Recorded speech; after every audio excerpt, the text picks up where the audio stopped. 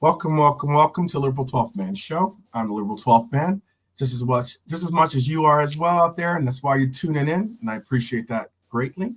Big up to Drunk Vigo, big up to Lee Whiz Kid, and big up to the Irishman that joins us on the panel today. How you doing? Feeling pretty down. Bad weekend of football, but looking forward to getting over it and getting on with it and talk it through tonight. Yeah. Honestly, this hits us from the gate. Tells us there's something wrong with the liver bird before we even get it fired up. Honestly, says Virgil van Dijk is considering his future at Liverpool and isn't rushing to sign a new deal after being disappointed with Klopp's decision to leave the club. Well, I can say this much: there's a lot of people that are deciding what their futures are going to be, because, to be honest, there's a lot of players that need to make up some decisions as to whether they're playing for the badge, whether they're playing for for the coach, whether they're playing for themselves. There's a lot of measures of seeing what these players are going to have to consider for their futures. And it's a shame because I'd say easily 2 months ago, December, we were all pretty much talking about how amazingly set and how amazingly in a great place we were with this team. And now all of a sudden, with this, somewhat of a whimper of a finale to the season, people are all of a sudden at question are back at stage one. It seems like, which was the very beginning of the year where they're talking about making wholesale changes. It's pretty interesting to say the least. Well, it's to me, it shows you that if this squad can be, if this squad is something we can be that confident in and optimistic about not that long ago, then it tells me that it wouldn't take a huge amount to get this squad back on track and these players back on track, because they haven't become bad players overnight. I think we've just seen, basically what happens when everyone knows a guy is leaving and results start going against you. And we've seen the fire. We're watching the fire go out basically. But it's in terms of Virgil van Dijk. I said it a couple of weeks ago or last week. I said he's top. Don't clip me up saying I wanted to sell him or I wanted to keep him. I just said he was top on my list of players that do not be surprised if they leave. Do not but be surprised. He's also top on your list of players that you would keep that you want to keep.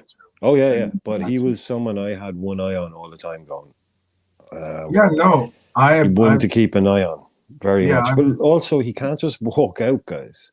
He has a year left on his deal, so it's not like he can just quit and leave when someone has to buy him. We have to agree to sell him. Right. If he can hand in a transfer request, he can do that. But he can't rip up his contract. He can't walk out the door and say, I'm off because Klopp is leaving. So, but I'm sure, if the word is out there, a lack of offers would not be an issue. Oh, certainly not. So certainly not. If we're talking about Virgil still, certainly not. Yeah. Virgil, look, I said it time and time again.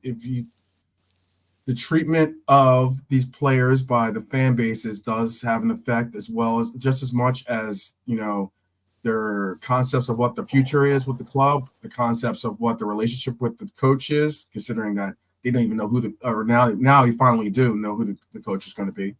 But leading up to this time, that we didn't have an idea as to what it was going to be. The sheer fact that their future, they looked at it as, Klopp had another couple of years left on this contract, so that was in their mind some type of security in that at least they knew who was going to be the evaluator of their talents, the evaluator of their performances. Now it's a new sheriff in town, basically, as they say, right? So seeing that, could easily change or easily influence players that could end up saying, hey, you know what? I don't think I didn't sign up for this, basically. You Well, know, you like know what my rule number one is? If you don't want to be here, don't let the door hit you. right? Yes, certainly so. That's Yes. it. No, if you can't be here because your big daddy Klopp is leaving, if you can't handle it, if you can't handle a new guy, there's the door, boys. Yeah. Yeah. We don't And need that's it. We're something that, starting something new. You know this. We're starting something new. yeah, We need people who are on board from day one with the new direction and what we're doing. Because passengers, nah. yeah, yeah, yeah, not necessary. It's just it's extra, extra cargo that we don't need on the live bird. Just extra cargo. And it's just and that goes with even like someone that goes with a little bit of like even everyone from top to bottom, whether it's like whether it's the organization, whether it's the fans, whether it's the players. Look, you have to be ready for change. As much as a lot of us don't want to have to deal with it, a lot of us don't want to see it happen. It's happening.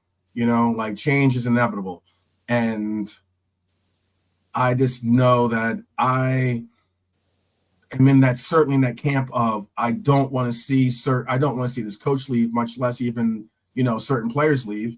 But we're at a point in place where I've called out for it the last couple of games, and that is you want to make us all really like believe, or not even believe, just to trust in the future. Go out there, give absolutely 100% effort. That's all I'm asking for. Do not make us some type of laughing stock, or fodder by the performances of showing that you have no heart, or you have no drive, or you have no fight left in you. I don't care who you are, whether you're a squad player, starter, every last one of these players, they all need to decide what is their merit, what is their inner desire, inner heart, I could say, and we're gonna see it. Same as like I said, and it works both ways. I said to JK yesterday, and I said to you the other week, that when Klopp is walking around and they've thrown in the towel, and the likes of players we've mentioned that we didn't think we Canade, Sabozlai, people like that, when he's Mm-hmm. walking around looking at him going, okay, I see this, I get it. I'm going. There's only two. Mm-hmm. Okay, here we are. We're out of this. We're out of that. Right. And I see the look in your eyes. It's not doing, Yeah. and we'll get around to the big one later on. But I see the look in your eyes. But yeah, okay, I'm going. But these fans won't forget. If you throw in the towel in the next 4 games and you put in performance out, you put in stinker after stinker after stinker, the fans won't forget it. Like this isn't really what we come to expect. That the synergy between the players and the fans is just that. It's synergy. Yeah. It's symbiotic. It works both ways. They feed off each other. Absolutely. So if Absolutely. Absolutely. anybody I'm saying that we all have an equal part in it. I'm saying exactly, yes. and if we that's what my idea was. Klopp's last possible motivational tool for these players was to say, okay, I'm leaving. I get it. You're not playing for me anymore. I get it. It happens. But Right. those fans will be here next year. So if Yep. you throw in the towel, they will remember. Even if They I'm will gone, they remember. will remember. They'll remember that you quit on Quit a on the beloved team, man. coach. You Don't quit on quit a on the. beloved coach at the end Don't of quit on his us. his Liverpool Never. career. You quit on, and then you not only quit on a beloved coach, you quit on the fan base. That is something that you can possibly just like shrug your shoulders off and say, oh well, it is what it is. If that's the case. There's the door. Keep it moving. You know, like if that's not an issue or a problem that you need to resolve or solve or figure out a way to like get some type of results from, then your place is not Liverpool. That's just how I see it. So like it gets down to, and also I mean like you got to want to be here. Like as in the just because Klopp's not here doesn't mean that Liverpool is a different place or a different club or something in the means of that the significance of what Liverpool stands for goes with Klopp. No, that's not the case. It'll always be there because it's not a matter of what Klopp is. It's more of like what Klopp brought to the team, contributed to the team's history, and now you're building off of that foundation. What you can make the most of that. So I always say that if you have a problem with, if you don't want to put in the work here, let us know, because again, like you said earlier, we do not need any passengers on this ride. We need like some conductors, pretty much. There's a question from Honesty. Yeah. Honesty says, question after the season. Question after the season. Am I done and everyone is calm down? Oh, question after the season, when we're done and everyone has calmed down, we will assess the season properly instead of rating the season with their emotions. I think that we should, certainly. I think that like there's a lot going on. I'm not saying that these guys aren't human. I mean, like, as in, don't get it twisted. They are human, I guess, and they have other things going on in their lives, personal things, whether it's like situations with their family, situations with their own selves or health. You know, they all, I mean, whatever, they might have like I don't know, circumstances that are troubling them as well. You know, just trying to find form. Maybe I understand these guys are certainly human, but I just think that sometimes, like at this moment right now in place, we're too close and we're too close to the light, I guess you could say, or to the heat source to really not feel the pain, basically. And I think that some of us are some of that will become projection, you know, And as you.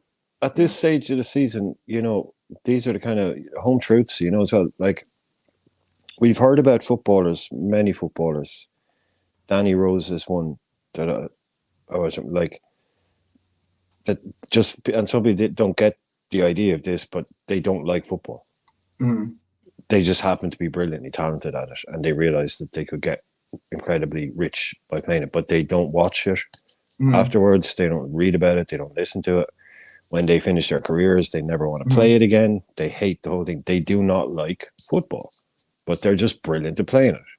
And some people, how can Mhm. that work? Yeah, well, look, there are people out there like that. Okay, they wish they were golfers, but they got a God given talent for football. So, Mhm. and they learned pretty quick that you could be very wealthy doing this. So why wouldn't you?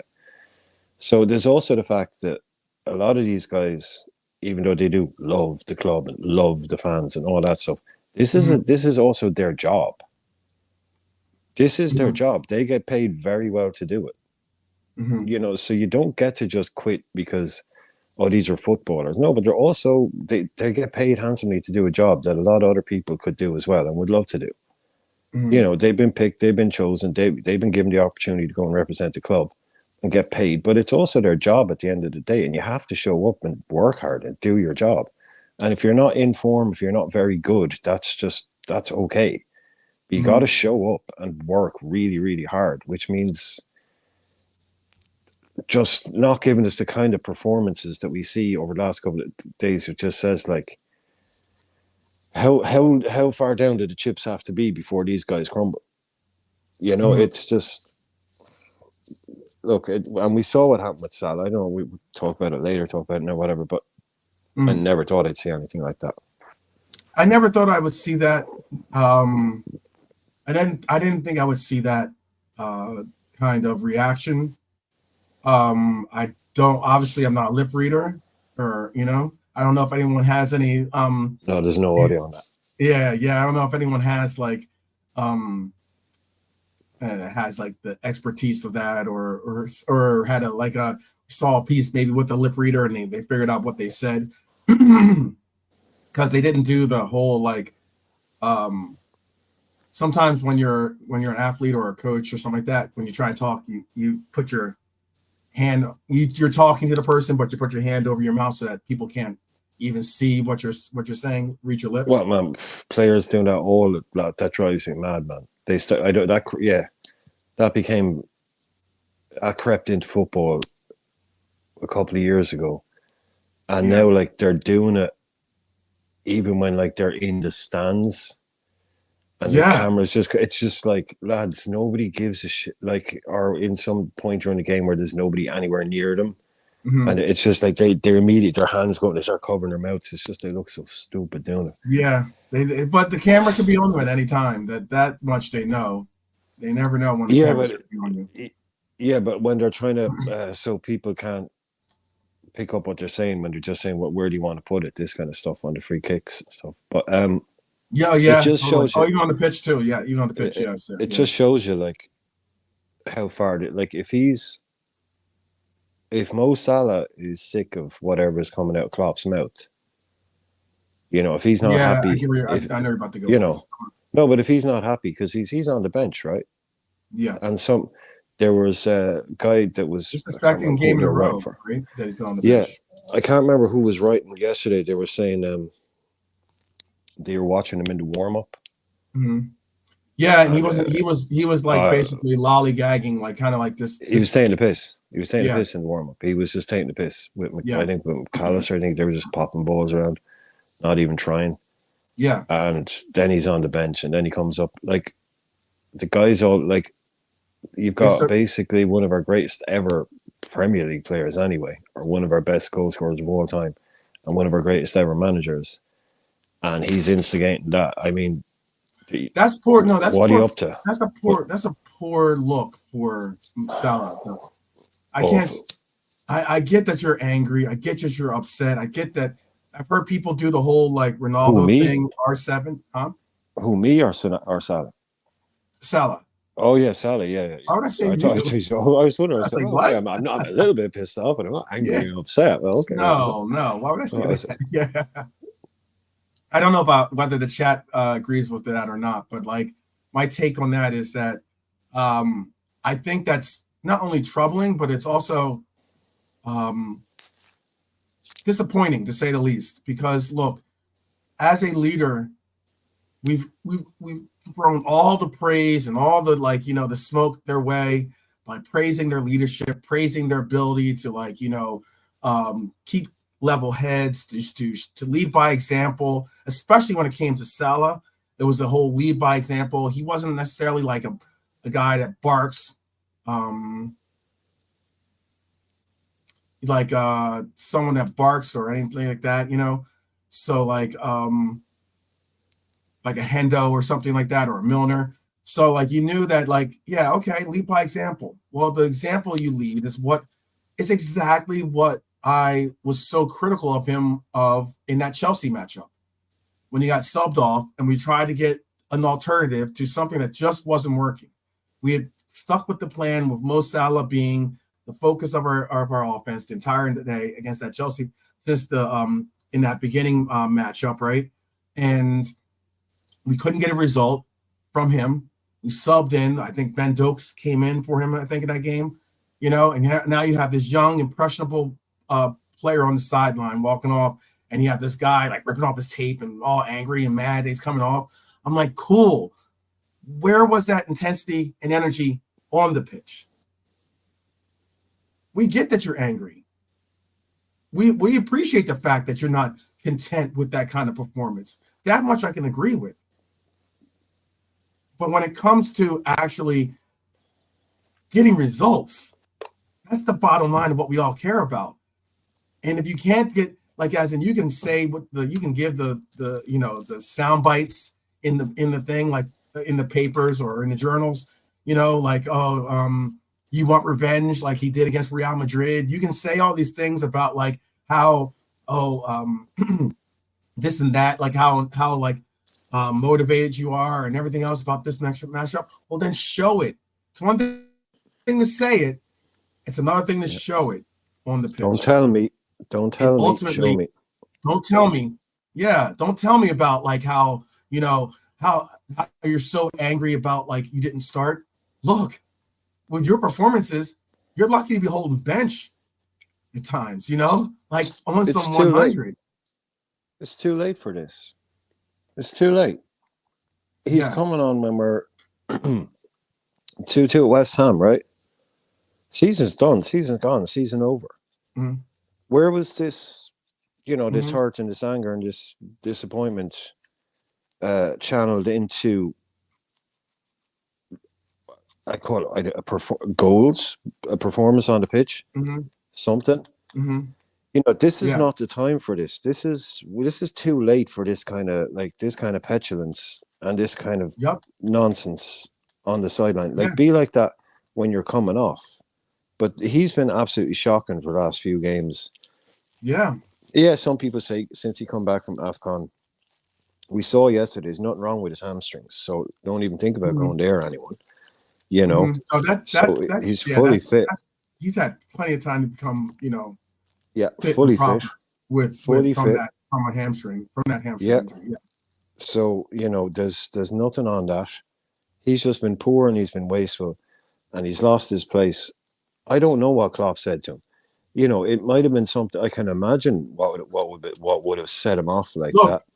But I'm can not we going to play speculate. can we play speculation?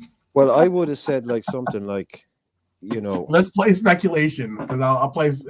None of these are these are all speculations. None of these are affirmed as to what was said or what transpired between the two. But go ahead, Brian. What were you going to say? I can, because it went from 0 to 60 very, very quick. Mm-hmm. So he was coming on, and then Klopp goes to say something as he's going on. Mm-hmm. It can only be something like go out there, or like just go and I can to tell them to do something that can't set him off, right? Mm-hmm. Nothing can set him off. Tell him to go out there and do something, and he'll turn around and go to react like that. So I can think it's something maybe that like about being ready or being whatever or something like that. Yes, I agree with that completely. Yeah, questioning if he's ready. Yes. It's like why you bring. I think it's like why the fuck can you bring it? Like it's what is it like 20 minutes left? Or whatever there was left. We're 2-2. Like I can imagine like bring me on at the start and I'll do something. Yeah, something like that maybe. Mm. But I can't really imagine. But it's questioning: are you ready to go? Or why weren't you ready 2 minutes ago? Why weren't you sitting there? I don't know. But he just got so angry so quick, and he was just like, yeah. And the stuff afterwards, then Klopp came out straight away and said, "Yeah, we sorted it out in the dressing room. Everything's fine." The typical manager answer. And then Salah comes out and it completely undermines that again. That's why I'm concerned about this action. Look, what concerns me is that even if hypothetically, even if you were wanting to sell Salah, this is a hypothetical. I'm not saying you are, not you personally, but I'm just saying even if you're one of those that would like to sell Salah, want to like cash in now, or maybe you're someone that thought we should have cashed in last year. Doing what he's doing now doesn't improve our abilities to garner a good return for this player. Okay, it's not going to help. But for me, when I saw and I watched the game over, when I saw the interaction between Klopp, that was one thing.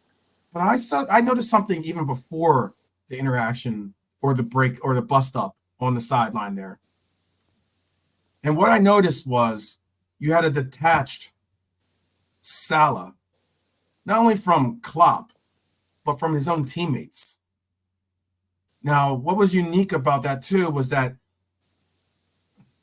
I know we're gonna have a show on this concept, but like I'm not really a fan of when I see our players like hamming it up and like interacting with the other coach, kind of like laughing and being jovial and and if anything, looking as if like they're like their edge is just coming off a little bit, and that's why when I saw him speaking with Moises with a smile, laughing, and they're interjecting and they're talking, I'm like, are you focused on what you need to do?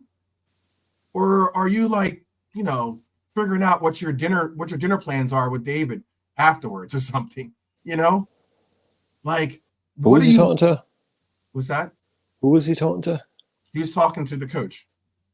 Moises. Yeah. Oh, Moyes. Yeah. David Moyes. You said Moises. I said, why is he talking to Moises Caicedo at West Ham? Oh, not Moises. Moises Okay, Caicedo. Oh, He was sorry. talking to David Moyes. Moyes. I said David Okay, Moyes. Yeah, my fault. okay, right. Yeah, Yeah. David Why Moyes. is he? Yes, the Why is he coach. talking Yes, to? West Ham's coach. Yep. What's he? Yeah. What's he doing No, he's there? not talking to him. If he's talking to him, that'd be even worse. That's making an effort to go and do that. But um, but no, what I was getting at is they're interacting, and like the energy was like, nonchalant, cool, everything else. And I'm like, in my mind, I'm thinking, if I'm Klopp, I'm walking up to him being like, y'all done? Y'all good? You guys like, dap it up? You guys good? Because we have a game here. Your teammates are over here still trying to get as many things as they can to, like, figure out what they're going to do when they get on the pitch. They're sticking with each other. They're trying to hype each other up. Are you good? And I know that you shouldn't have to say that to Mo Salah. I get that much in point. But considering all things considered, what we got and what we ended up seeing on the pitch, what we've ended up seeing lately from Mo Salah, yeah, as Klopp, I would be asking them, hey, can we stick with the program over here, bro? Because that was not the case. That was not the vibe. The sheer fact that we had Darwin Nunez playing peacemaker. You had Darwin Nunez, okay, playing peacemaker. That shows you how unprofessional that was. And I'll say, look, whatever Klopp said, I'm not excusing that Klopp said anything, like as in, maybe did say something out of line or something inappropriate. But it's the sheer fact that, A, that's your boss. And I get it, but B, even though he's your boss, even though he is going on his way out, but still, until he's out, he is your boss. And we were still playing for something. We were literally still playing a game. Yeah, that hurt. That was the punch in the gut of, like, you're supposed to be one of our leaders. There was a large contingent of players or fan base out there, or our fan base, that was thinking or possibly nominating this individual as a captain. Yeah, but can I just say something, because there seems to be a bit of a misunderstanding here. Mo's behavior has been completely exemplary. Yeah, I don't mean with you. Yeah. Over his entire career, this is why this is concerned. Yeah, Mo Salah's behavior here has been beyond reproach. He has been almost the complete role model, right, for everyone. So this is not going to be what everyone remembers him for. No. And this is not something he's not been. But he can make it that way. He can certainly make it that way. If he could make it a whole lot worse if he wanted to. Yeah, but, exactly. But right now it's not like we're saying, oh, this is this is just framing the disappointments of the last month and speaking on what happened during the West Ham game. But that doesn't change, everything he's done for the club before and up till now. And he's not the only person that is involved in this, but his form is a major part in it. It's not about kind of assigning anything to anybody, but it's just that at that moment in game, at this point in the season, the only one responsible for this collapse. No, but this was like, to me, it was, look, it wasn't shocking, because I've seen, it's not shocking as such, but I was taken aback to see him react like that and to see what happened, especially at this time, because it's just totally unnecessary. Just completely unnecessary to bring any kind of, to almost a spotless kind of relationship with the fans and with the club. And I'm sure a lot of the fans will say, I'm always going to back Mo, so that's cool. But this didn't need to happen, and it was I think it was really, if it was something that it just exploded, but he kind of went in for a second go, and like you said, these guys know there's 1,000 cameras on. He knows how big this is going to be. And He what good knows is it. it doing now? But what Yeah, good what does is it it do? doing now? It's Yeah, not exactly. doing now. It do it 6 months ago, and it not like that, or do it on the team, and it kicks this team back into life or something like. But right now, if honestly, it just seems to me like when Man United fans were criticizing Bruno Fernandes earlier in the season when they'd lost, like, or they hadn't won a game in 10, and they were 2-0 down, and Bruno was going around trying to kick people and get sent off, and United fans were like, "You're not fooling anyone, mate." But Mm-hmm. that's not going to impress us. That doesn't. You're not going to fool us into thinking that you care just by doing that. It's too late now. And that to me is when I'm looking like this. This just tells me that Salah, maybe something's always been bubbling under, but that was a really, really poor Yeah, time to lose your composure for someone who has, someone with that kind of like and grace and yeah, yeah, uh, is capable character of and keeping it. all the positive qualities that we all speak on, like high level character positives for him. Yeah, yeah, It seemed a bit performative to me. It seemed a little yeah, bit, yeah, OTT. yeah. No, and Jean Grey, big up Jean Grey, big up the Bonkers, Actually. bring up the Bernadette, Daryl in the house, hi Lord, Rose and Jared, Lee, and we also have with us, hi Laura too. We also have with us JK. I know JK had listened to our little diatribe there, but big up That to was you, cool. JK. Bless up, bro. Bless, Brian. Yeah, yeah. Hey man. Um, Hey man. we're basically just chiming in on and my bad. Big up to honesty too.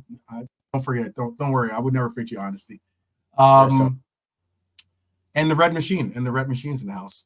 Um, what we were talking about was like something of what Jean Grey says here. She says, what makes it worse is his comments afterwards. Set the back of the net on fire, not run your mouth. Oh yes, It's nice. I like it. I like it. it's the truth. It's the truth. Like as in like you are. I understand that you have a high set of standards for yourself. I understand that you think that you are an untouchable when it comes to the to uh to the lineup or to getting minutes and the such. But if anything, show it on the pitch.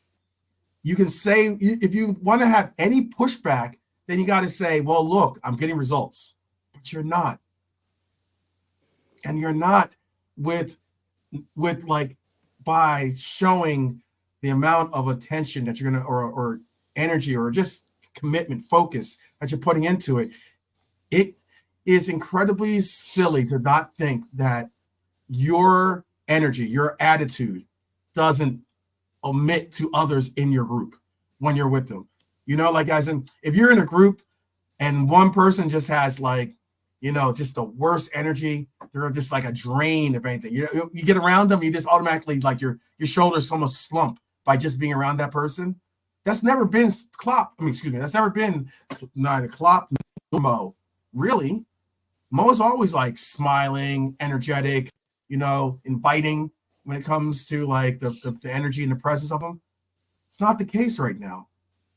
And I think it's more so like rather than internalize the fact that it's his like lack of form that he's got to deal with rather than project it out onto others. It's difficult, man. That's the sign of a true leader isn't just, hey, you need to praise me when I'm up or down. No, if anything, we're trying to pick you up right now in the sense of breathe, get yourself together, utilize your teammates, and don't be a negative towards that process. Otherwise, yeah, hold bench. JK, you have a problem with what I have to say there? Got a problem with that? Nothing wrong with that, bro. But I just quickly, I was just seeing it like this. You had two games, Everton and West Ham. Salah Yeah. always scores against them. He's holding bench for both of them games. He got to the Mm-hmm. point where he was on the sidelines, 20 minutes left, and thinking, is this it now for my Liverpool career with Klopp, that I'm holding bench? And that Yeah. frustration sort of built up. That's my opinion. And maybe Klopp was looking for anything to kick off the argument or whatever it was, but they were both frustrated. Why? One's our manager, one's our best player. Yeah. And, and those two want to win. And then realizing the past weeks, we've sort of messed that up. And what's happened yesterday is the accumulation of that them two frustrated guys, Klopp and Salah, sort of the first time ever since Salah's been with us as well. For me, Salah, the perfect professional at our club, never let us down, always scoring goals and assists. It isn't like he hasn't scored this season. He's actually put us in that position before he went to AFCON for us to carry on going to win that league, So he did his part. He got injured. And what people don't understand about the injury side of it, to a guy who's playing football for most of his life without injuries, and then comes an injury, it's like a big smack in the head face, He's not playing every day. He's not training every day. Normally, Salah's a regular. He knows he's starting on that right side. He knows that's his spot. He's like Virgil, Alisson. Them three are the three guys who know they're starting every game when fit. So Daryl's saying that he don't deserve to start. But I'm thinking, look, we didn't beat Everton. We didn't beat West Ham without him starting. So for me, Salah should have started them games because he's the guy, even though he's not playing great, we'll get you a goal or a penalty or something. That's my opinion. I understand that. I can say, I can go as far as to say, this is your mess. Go fix it. That part I can get if you want to take that approach. This is your mess. Go fix it. But we've been giving Mo the chances, and the benefit of the doubt to fix it. It's one of those things where it's like, look, this coach doesn't have to go into that locker room next year and have to deal with this individual and try to keep his ego in check for an entire another campaign. He has to get a result now, today, on that pitch. And if that means poking your ego a little bit, or if that means, deflating it at least a little bit, that's what'll have to be done. If anything, you should go out there and want to make even more of a moment. Then go out there and do very similar. Remember when Milner got subbed out, and no one thought that you'd see the reaction that you got from Milner. Milner's a fighter. Milner is definitely someone that wants to win always, but you didn't expect to get that kind of reaction of anger or just a show of anger of being subbed off. Right now, it did help that we went on and scored. Okay, it did help that we went on and scored, and that made Milner come to his senses and be like, "What the heck am I doing?" Bro, quickly, 3 weeks ago, Kevin De Bruyne and Pep Guardiola had the same issue when he bought Kevin De Bruyne off. He had a little ruckus, and look what happened today. Kevin De Bruyne got 2 assists. So for me, it happens, man. These guys are footballers, sportsmen. They got adrenaline. They're going to get pissed off. It's the way of football. That's the way football is. It's adrenaline. But you can't also, JK. Okay, well, I'll let JK, then I'll let you chime in, Irishman. I was going to say, but you can't also allow for that kind. The cameras are going to be on you. You're one of the biggest names in football today in the world.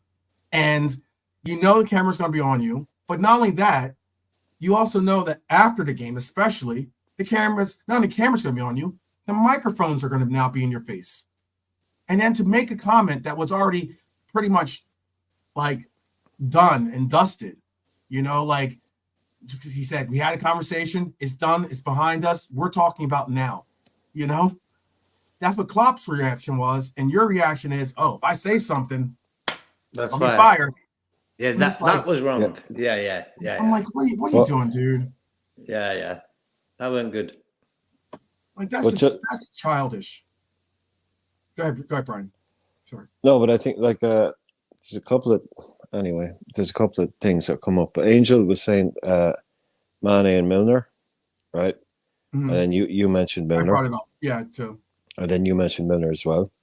Mm-hmm. I think Angel said, why are people bothered? Happened with Mane, happened with Milner, and it was just those two, right?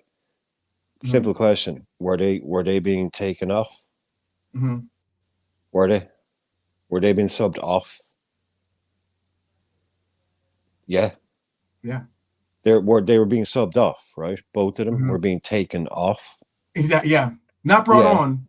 They Not brought on. were yes, they were unhappy They're being about the taken fact off. that they were being taken off.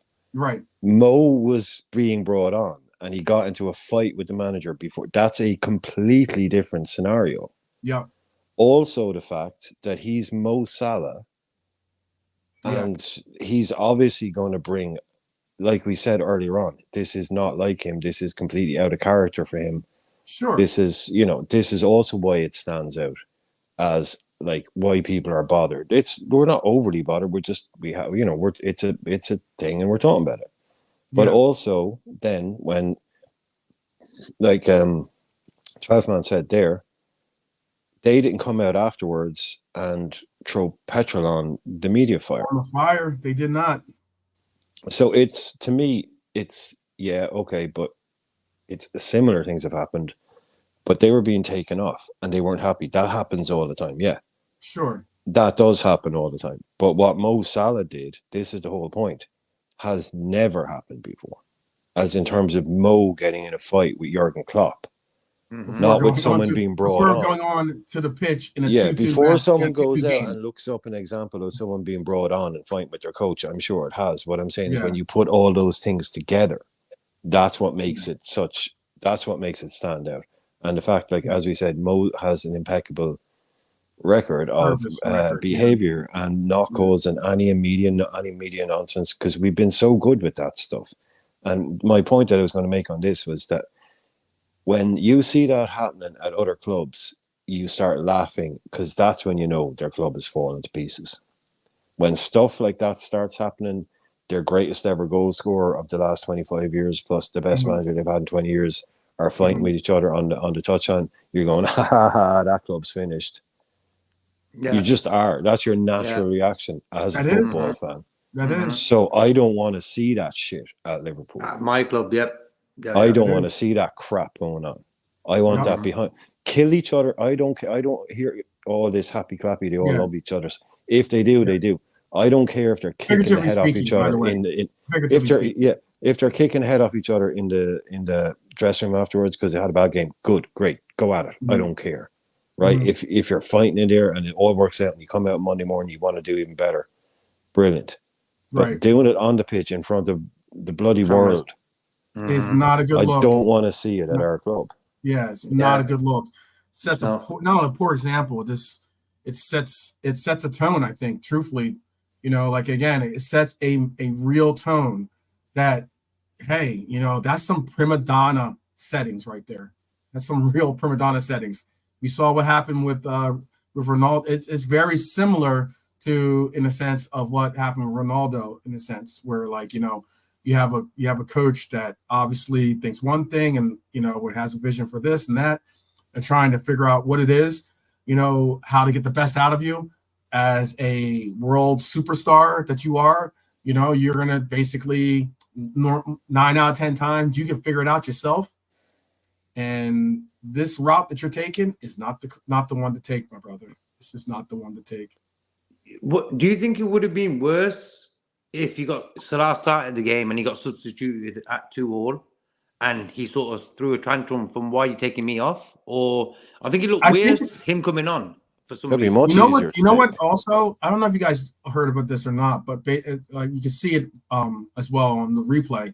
When how Klopp normally he hugs his players before they go onto the pitch, just give them that last bit of like, hey, good energy, that kind of thing.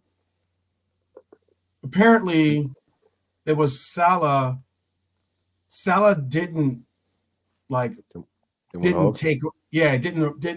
welcome the hug. Basically, he was very standoffish. That's why he was already angry and in the wrong set of mind for the game.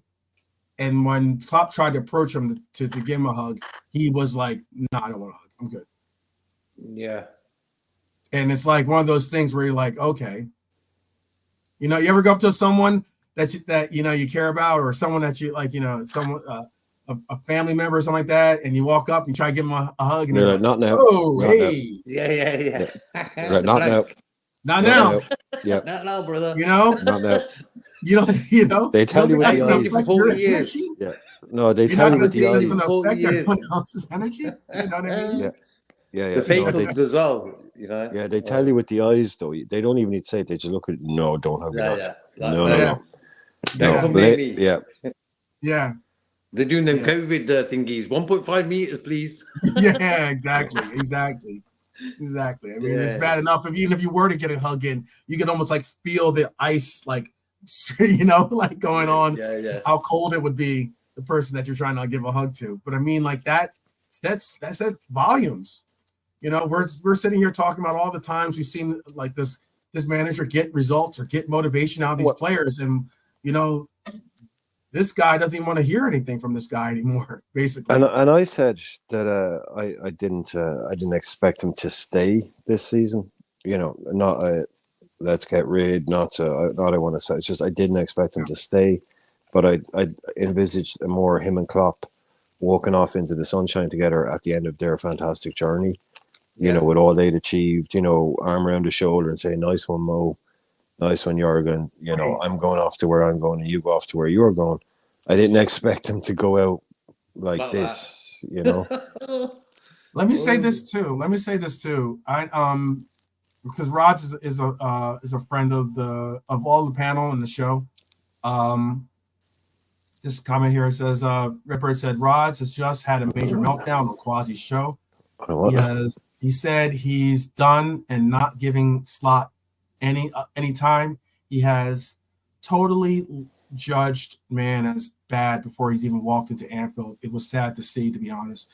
Look, I'm gonna say this honestly, like I obviously love Klopp, but I'm going to show and give it's the same type of energy towards this next manager, because not only wanting to see something positive from this next manager, but not only the fact of if we don't get something positive from this manager, what does it do for any of us? I think that's a mentality thing, man. I think that's a very unique mentality that you see now amongst sometimes the fans, by they didn't get the guy that they wanted, so therefore now they're going to hate on the person that we have, and I'm just like, as soon as he puts on that red kit, he's a red. His success is our success. Or am I off base by saying that? No, unfortunately, you're wrong. The only thing that you are wrong about is saying that it's a unique situation. This is far from unique. This is happening all the time now. Mm-hmm. Fans everywhere just, no, I don't like, he's not my guy.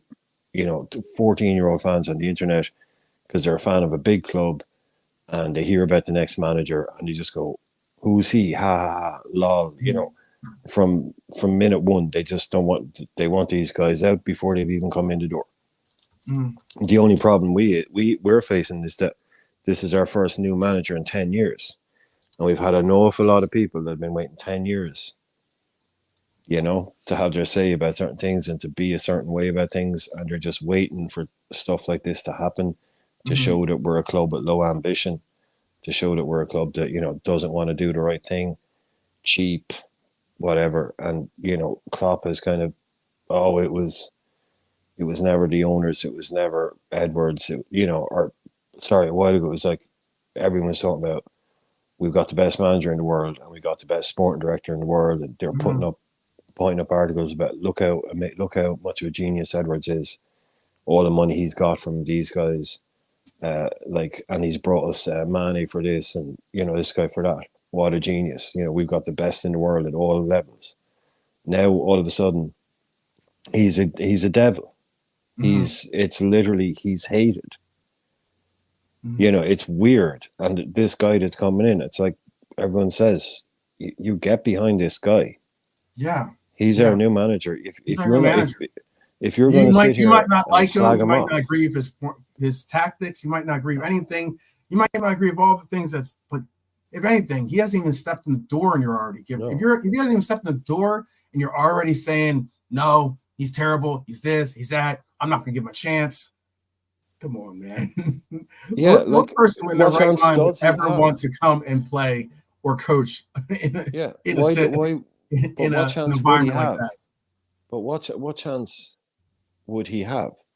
I mean, I'm Yeah. not saying he only needs fan support, but if you've got a bunch of people out there that are just, throwing rotten fruit at him before, when he's coming in the door, Hmm. like, what chance would he have? Like, and I don't want to hear, I'm sorry, like, someone I respect last night said a lot of stuff, and then he said, if in a couple of years' time I'm wrong, then I'll apologize, and I'll apologize, and I'll apologize. Was how about just give him a chance in the start? How about not putting yourself in a position to have to apologize by just keeping it an open book Yeah. and seeing how it goes, rather Yeah. than just being a complete dick and then going, but if I'm wrong in 2 years, I'll apologize. Okay, thanks. I won't want your Yeah. apology, by the way. Yeah. That's a very good point. That's the reason. That's that mentality thing, man. I'm talking about. Like I've had, numerous people last year and even the beginning of this year, like hate on the concept of us like even contending with the title because in their mind, this coach was done or this team was done or this player was done, and I was just like, okay, well, how about you allow for them to prove us wrong first or right, whichever. Why not just like at least give them some type of energy or opportunity to show whether you're right or whether you're wrong? And I don't understand. I know I had lofty concepts of what this team could do and the likes, but let's be honest. The good majority of the people in our fan base had us getting, if at most, had us fighting for top four, not fighting. And I'm not saying that that's what you. I know JK's stance on that term, but like most had us as fighting for top four, and I know that that's exactly what we're getting right now. I'm at the sorry, JK, you go. Is he there or is he? He's on mute. Go ahead.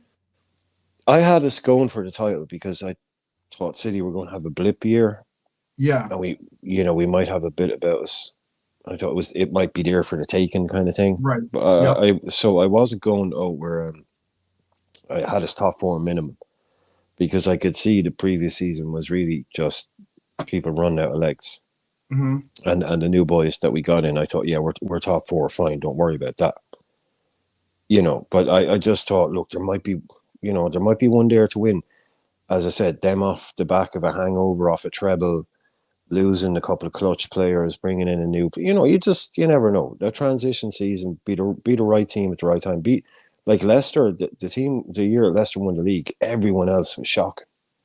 They were by the ones like Leicester were amazing, but everyone else also had like really poor Really seasons. cool. Yeah. So you just Great got to point. be that guy there at the right time, And I Yep. thought there might be Completely. there, yeah. So Completely. look, but I said top two for us and fighting, and we were there till pretty recently. The City did have that kind of a slump that they haven't been amazing, They haven't. and Thingy came along too. Arsenal have been stronger towards the end, more than some people would have expected. But I thought we did okay in that respect. We came up short, and we got a cup. So, like I've said the last couple of nights, any team in the world now can take being out of the Champions League one season because you can have those, but you can't take two in a row. So if you get knocked out of the Champions League, that means you've had a bad season. So it's not about not having good expectation. But once you're out of the Champions League, mission one or mission part A is get back in the Champions League. Yeah. And then go from there. And if that means you also win the league, that's amazing. But make sure, bottom line minimum, you are back in that top flight competition. Yeah. Because that is where you need to be. Yeah. And once you've achieved that, that's fine. But yeah, we dropped off from where we were a couple of weeks ago. Like this has all happened. You can actually, if we look back, this is all in 1 month. This will be like the April from hell or something.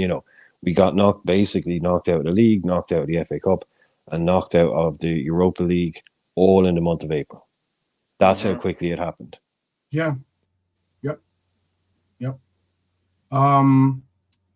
There is some comments that I wanted to bring up and a couple questions.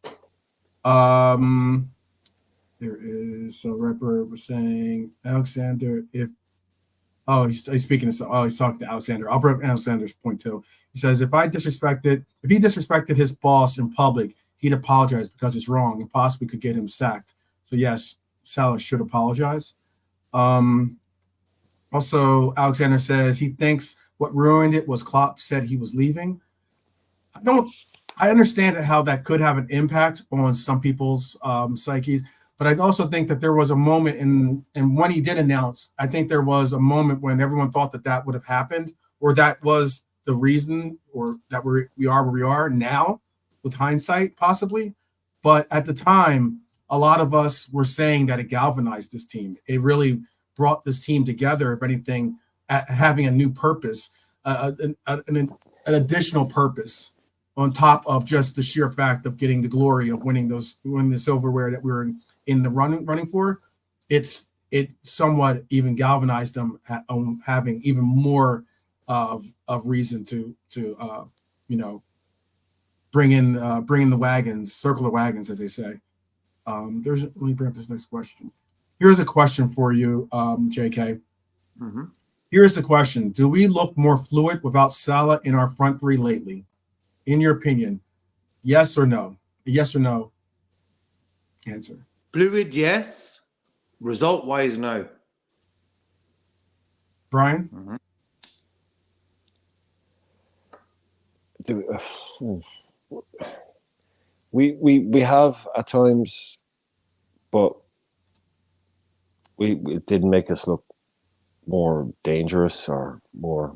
Yeah.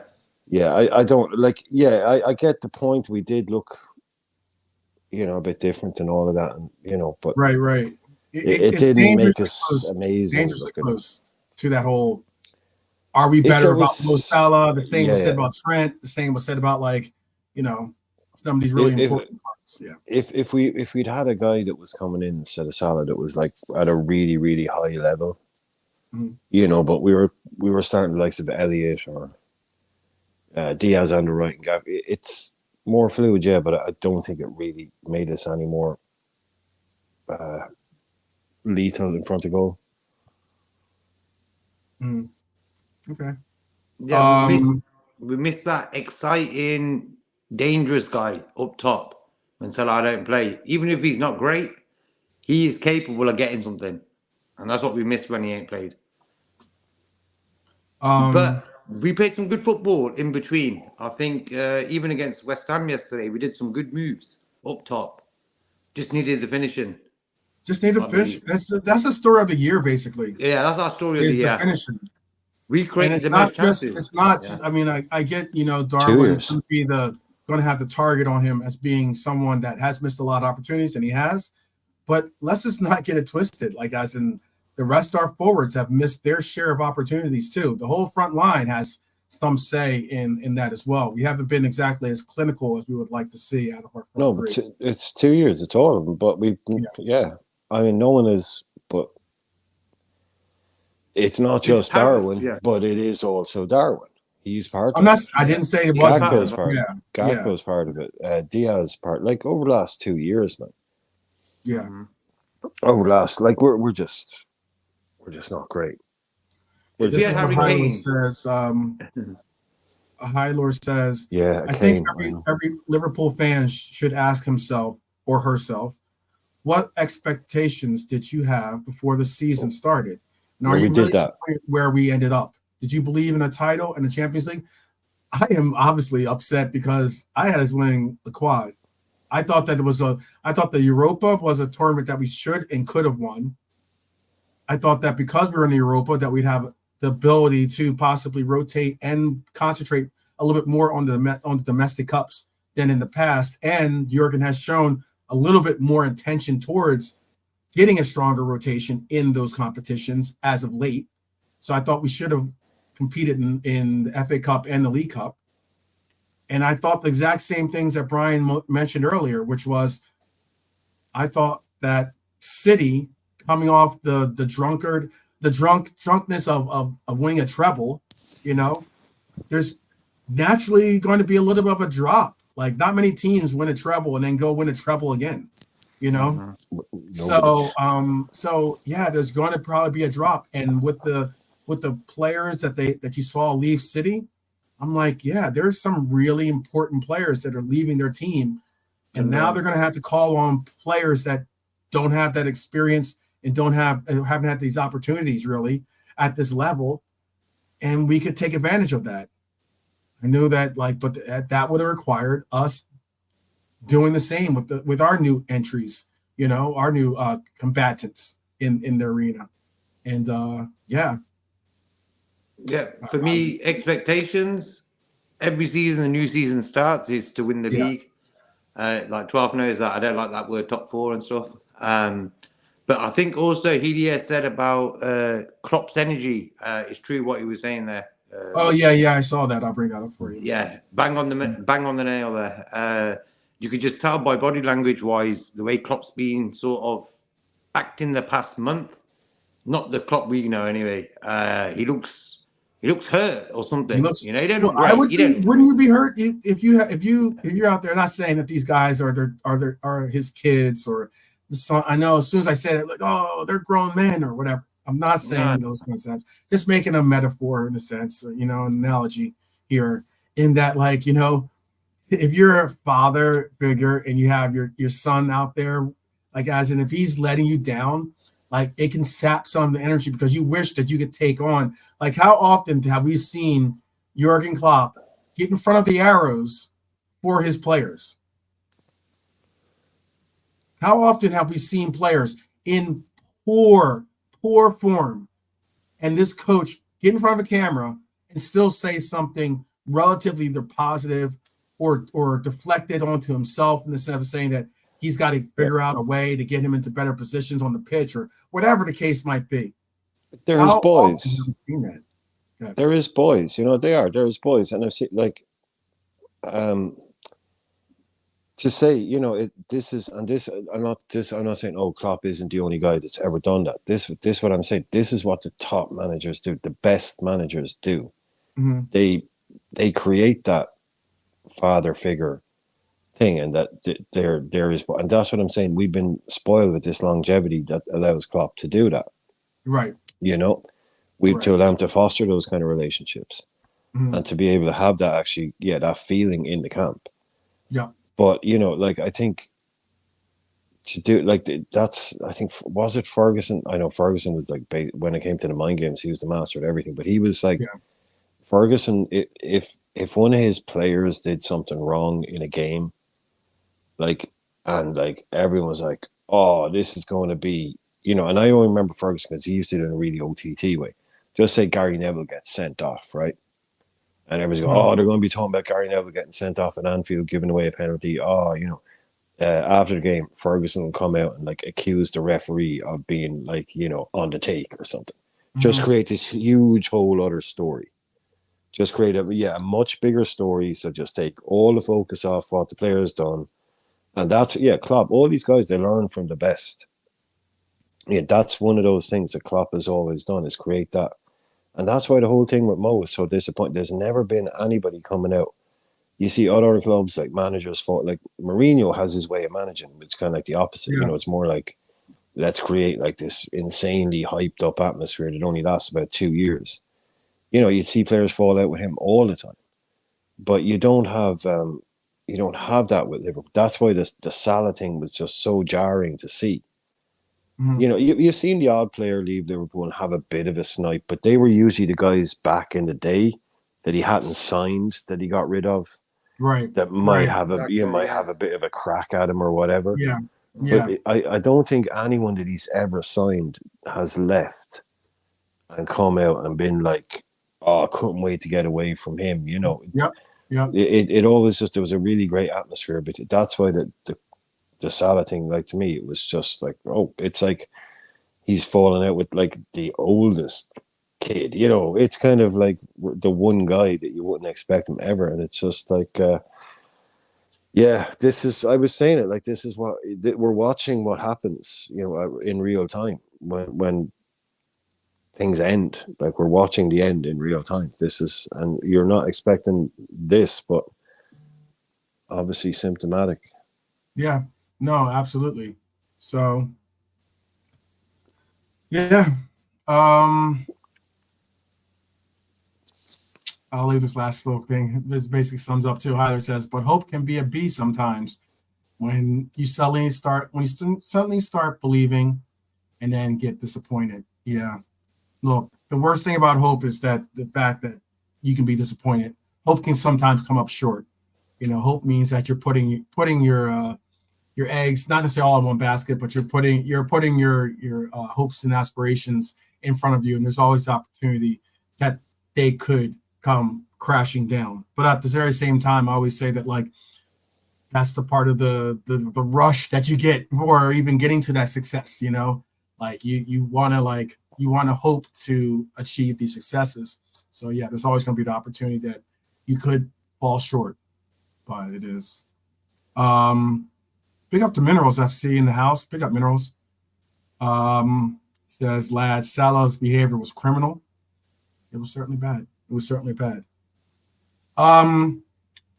I said that I would do a ratings, I guess, today too. We're at the hour mark right now. Sure, if you want. Yeah, we can do. We're not gonna say talk on the players. We're just gonna give our ratings. Just give a quick, like, hey, I thought he was this. I thought he was that. And then we can move on to any other questions that the chat has, or any other thoughts or comments that they want to share with us, if they want to get our opinions or they just want to put it out there. And then we will land the plane here. But yeah, let me get this set up for you guys, and we shall go. All right. I think quickly about the Sloth geezer. I think what it is, because we don't know him, a lot of fans are sort of really negative towards him because of the unknown. With Klopp, he came in with some structure, some substance. This guy's sort of coming in without us really even knowing him. His name just gets mentioned out of the blue, and boom, he's taken the job. That is just like crazy, and I think it's sort of shocked the fan base. We was expecting Alonso, maybe that guy from Portugal, Almiron, and then this guy pops up, and I think that's sort of. But we Liverpool fans always back the guy when the season starts. We've got to back him because we want our team to win, So that's why we got to back this guy. But my question, JK, to everybody in the chat, is who is the guy with the CV that matches up to a lot of what, not from you that I've been hearing, JK, but a lot of what I've been hearing around the houses. Who is this big name manager, or who is this proven CV heavy laden manager that's out there that we could also appoint this summer? Not just name a guy who could actually be hired by Liverpool this summer instead of Arne Slot, that has the CV that everybody thinks that we should be getting. Yeah. And not only that, Brian, too. Like, go ahead. Yeah, I was going to say that boils down to that we're in 2024. We couldn't even get a DM, bro, a specialist DM. We had to get a Japanese player, 31 years old. And that's what I was saying about football. There's a lot of players out there. They're getting top wages. But quality-wise, all gone downhill. Managers, centre-backs, DMs, and centre-forwards. There's about 3-4 good top strikers out there.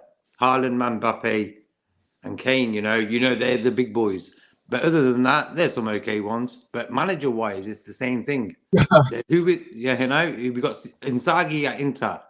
One name, maybe, but I don't think the club would want to handle him. I think. Well, he doesn't have the CV. He doesn't. I'm not talking about you, JK. I'm talking about the people that are out there, and they know who they are. They know who they are. That want a manager with a CV that's there. Like, and I'm not putting this on you. I'm saying who. If they would say to you, who could you say to them? Well, could we get this guy? Because where is he? There's no one there. There's no one there. And Pep's again, there and Ancelotti available. Busy. Yeah, tell me again. I mean, available. Like Inzaghi, no CV, and I'm talking about the CV these people want. Inzaghi doesn't have it. Alonso didn't even have it for them. Alonso didn't even qualify. Amorim didn't qualify because it was Amorim could have turned water into wine and raised the dead and cured leprosy, but he only did it in Portuguese league. Yeah. So it doesn't matter, right? So that doesn't count. Nothing you do in Portugal counts. Nothing you do Oh, I get it. No, you're right. in You're Holland counts. Nothing. Right. Oh, he only did it in the Europa League. That Right. doesn't count. So Right. the only guy out there is right now that's operating at the level that they're talking about is one of the most decorated managers of all time, Carlo Ancelotti. One of the best managers of all time, Carlo Ancelotti. Mhm. He is Mhm. not coming to Liverpool. He's He's pretty not. much probably going to Wait. finish out He's his already career. turned. How about this? He already turned down Liverpool. Back in the day, yeah, that was it. I went to Between Everton. him and Klopp, and that was, some people tell you this story, that story, but that's one of those ones that the truth gets lost in the ether a little bit. Some people say he never turned it down. He says he never turned it down. Yeah. Of Other course. people tell you he turned it down. Yeah. Some people say he was never. But it was between him right up until about 4 hours before Klopp was announced. There are still people saying it's Ancelotti. Yeah. And I would have been happy with either because they both had the CV. Yeah. But tell me now, they don't got him, man. They don't got him. Sorry, but I'll just say one more thing. Got Klopp, rather than Ancelotti, under the pretense that he fitted better for us, I think. But the only one other thing I just like to say, especially at that stage that we of the arc of the team. And I'm not having to go Quasi here, and I know because I love Quasi, and I know he's only had Zidane isn't happening. No, Zidane was never going to. I know he has the CV, but he's done everything at Real Madrid in his own weird little bubble. Let that go. That was let that go with my guys, and with one hand let go of Zizou, and the other hand let go of Mbappe, and Simeone. You'll be free. You'll be free. Simeone is probably the other guy that has the CV, but he's not coming to England. Simeone is not leaving opportunities. Spain. He loves it there. He has no interest in learning English to the level that he would be necessary, and he has everything that he needs and wants in Spain.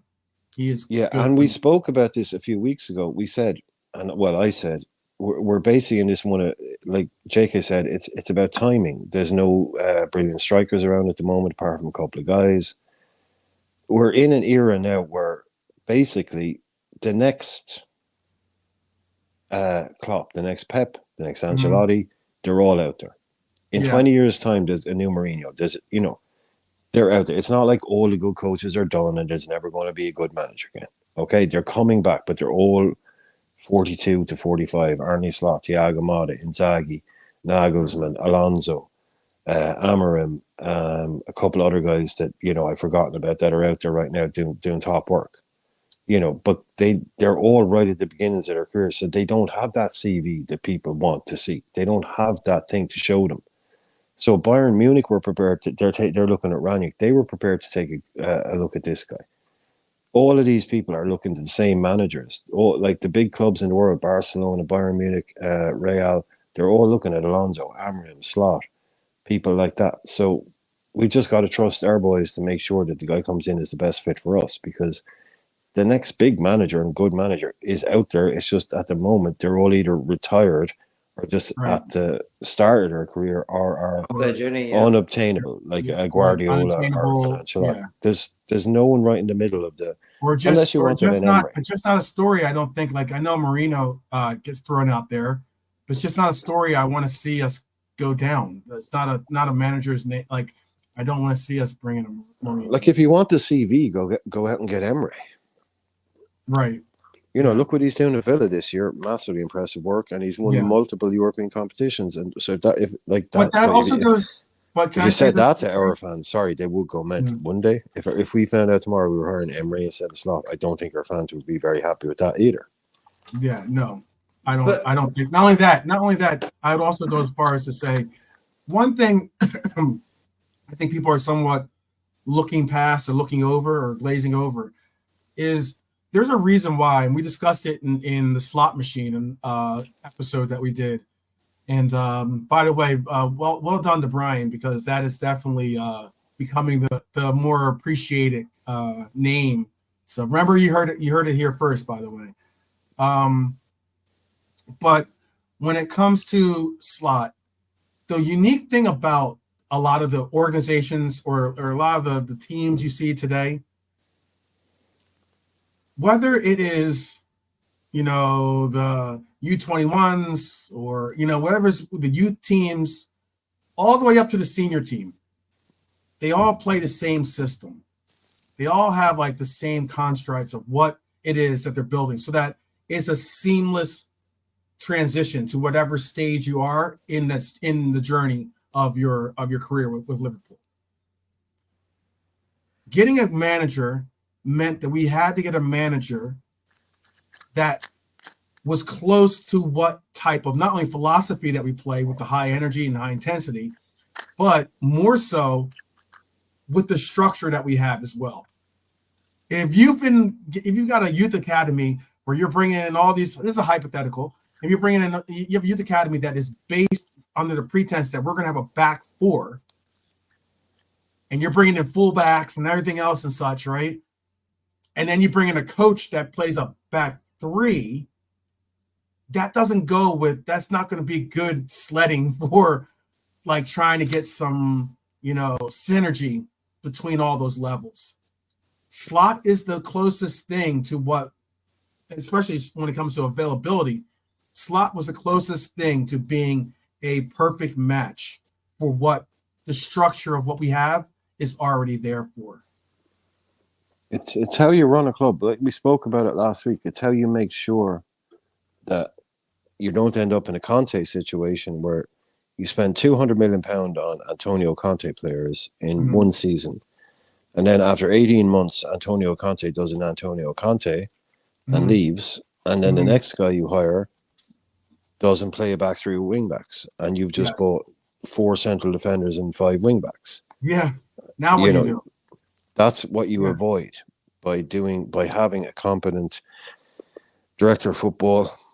Yep. Richard Hughes now. So stop people in the world stop saying about Edwards wants to do this, about Edwards will do that. It's not Edwards. It's Richard Hughes, boys. It's Richard Hughes. So the guy that you want to hate on Twitter, the guy that you want to hate on, it's not Edwards anymore. He's the head of football operations for FSG, which means he's looking at stuff all over the world for us. Richard Hughes is the man in charge at Liverpool. He's the one picking the manager. He's the one bringing in the players for the manager, which is why I see someone has picked up on this already, right? That he's been called the head coach and not the manager, and that is something that which has a big impact. And it's not just a slogan, and it's not just a term. If you look all across European football, you will know what kind of model you are dealing with. Because at some clubs you'll have managers, and some clubs you'll have head coaches. Everyone calls them the manager, but their role at the club will actually be defined as head coach, which means basically they're not the guy that basically is in charge and decides all transfer policy, everything. He's involved in a scenario where he works in confluence with what's going on above him. He's aware that it's a model where we only buy good footballers and we give them good footballers. It's not. This has been twisted into, is he a yes man? Which means, does he just say, oh, yes, I'll take the players? No, come on. All this stuff that's getting thrown around here is basic footballing practice right now at every top club. Oh, I bet Edwards will want money to buy new players from Salah. What? You've just described basic football finance. If we sell a player, then he'll use that money to buy another player. It's not like a gotcha. The only Liverpool do this. Only Edwards does it. This is basic football business now. It's very similar to Chelsea's circumstances, where obviously they brought Lampard back, but they brought in when they brought in Potter though, and yet like you have this situation where you have all these players that like this coach didn't ask for. This coach didn't say, I want to bring this. These players don't match the scheme of what I want to do. They're good. They might be good players. They might be excellent players at whatever position they do, but they're not what you wanted to do that will bring success. And now it's like to a place in time when like, and JK, you can tell me if I'm wrong in this too or not, but like it's a place in time when like you have a coach that has to then decide, okay, do I try to figure out a structure to fit these players that some of these players I don't have envision a future with, or some of these players that might not even want to be here or might not be committed to this project? Am I going to try to fit them into a scheme that fits them, or am I going to try to do the round peg in a square hole type thing where you're just trying to figure out, how am I going to figure out how to make them work in my system? That's where we're at somewhat right now. We're not somewhere. That's where we would be, certainly, if we were to take that approach and not trusting Slot.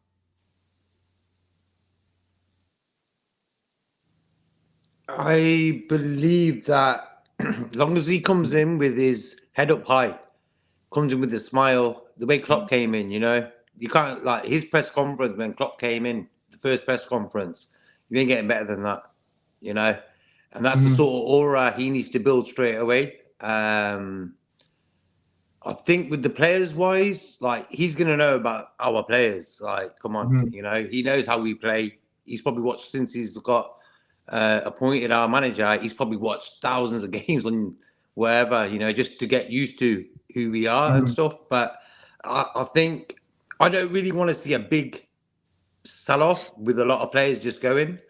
I think you got to keep the nucleus of the team, like Alisson in goal, Trent, Virgil, even Salah, bro. I know a lot of fans are a bit pissed off with him, what he did yesterday and stuff, but come on. Sure. He's been one of our best players. Look at the records he's broke. Guy was pissed off. He was a sub for 2 games in which he thought he could win. And that's that, But I think I just don't want to see the new guy come in and just upset people. I just wanted him to come in, keep it smooth, and go into the new season with his head up high, But I think another guy who hasn't been mentioned, Hansi Flick. I want him I to like Hansi upset Flick's people. personality. I think he would get on with the players like the way Klopp's got on with them. He's got a sort of similar sort of personality, but not being mentioned once, Hansi Flick. No, I want him to upset a few people, JK. I think there's a few people that have been slacking off, and I want him to come player-wise. Yeah, play. Oh, not the fans are. Yeah, no. Apparently, this guy is really good with the media. I've heard this. He's a real. Yeah, I saw. Apparently, he's good on his press conferences. He's like he's warm. He's like engaging. Yeah. Yeah, I want him to command the language. Yeah, but I have a theory which doesn't hold water all the time. But here we go. But basically, whenever a manager comes into a new club, if it's necessary, and what they will do is they will try and sell the guy who is the most popular guy in the dressing room if they've been there for 3 or 4 years. If that guy is also the best, is this like the prison concept? You just go and you punch the biggest guy in the mouth. No, it's if you let me, I'll go ahead. I just ask. It's not if that guy's the best player, you won't. But when a new manager comes into a new team, he needs to be able to take control of that team. He needs to know that, come in and go, these are my guys. So if there's a guy in the team who isn't, he's not brilliant, that's not, he's not great, but he's super popular. Everyone loves him. If it's not detrimental to the team, he'll come in and he'll sell that guy. I've seen managers talk about it before. It's like that's something. It's a bit of a power play. It's a power play. It's managerial 101.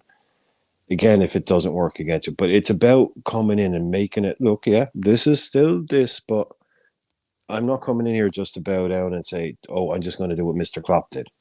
No, come on, you got to come in with that power because you need to be respected.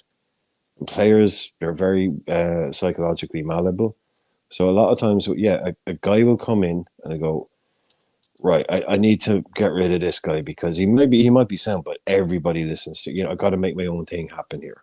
And look, it's a loose theory, okay? I'm not saying it's exactly, but it's a easy power play to do because dressing rooms are cliques. You've got to know that they're all on your side. So it's a difficult one to come in at a club the size of Liverpool. This guy is going to need Everything. so much. Everything. If like to anything, come it's in going and to be do a it. more emphasis on us as well as the fan base, as in we're going to have to really, really like get not only behind him, but we're going to have to really give him some space to breathe too, in the sense of learning on the job concept. Because, yeah, It's again, it's not all those things that people are throwing at him, slings and arrows, are also true. This is his first time. It's like someone said to me the other day, has he ever won a big competition? Has he ever won that? You know the answer to that question. yeah, It doesn't prove anything. He's 45, not 65. He's only ever managed Feyenoord. What do you expect him to have won? The European Cup? yeah. Like, has he ever won a big, like someone said, has he ever won a big trophy? Has he ever won anything? Well, I'm sorry, but I mean, I wanted to tell that person to literally just go take a run and jump. And they were a Liverpool fan because, yes, he has. He has won the two biggest competitions that he has been involved in. He has won the highest level trophy that the league he's been involved in that he can win. He's won the Eredivisie and he's won the Dutch Cup. At the clubs he's at, he could never possibly. So he has won everything he could possibly win at those clubs at that level. So yes, he has won stuff. Has he ever won the World Cup or a European Cup? No, because he's never managed Real Madrid or Argentina. You know what are these people insane? Like, you know, it's just because you've never done it. Like Jurgen Klopp had never won a league title in the Premier League. You know, come on, like I'm not saying like this guy has success written all over him, but what the hell do these people expect? It's just weird asking. Like, don't ask him, has he ever what big competition has he ever won? What's he ever failed in? He's succeeded in pretty much everything he's tried so far. You know, like I can twist it every way you want, but asking me what's he ever won, has he never won a big competition? That's just stupid. Yeah. Let's go through. Let's rifle through this ratings real quick. And again, we're only going to give out numbers or give out ratings. We're not going to necessarily go in depth on each player. So we're just going to go through as quickly as possible. So we can end at the 2-hour mark here. We're at the 90th minute. So we're going to give some extra time here. All right. Let's just start off with Ali. What was your?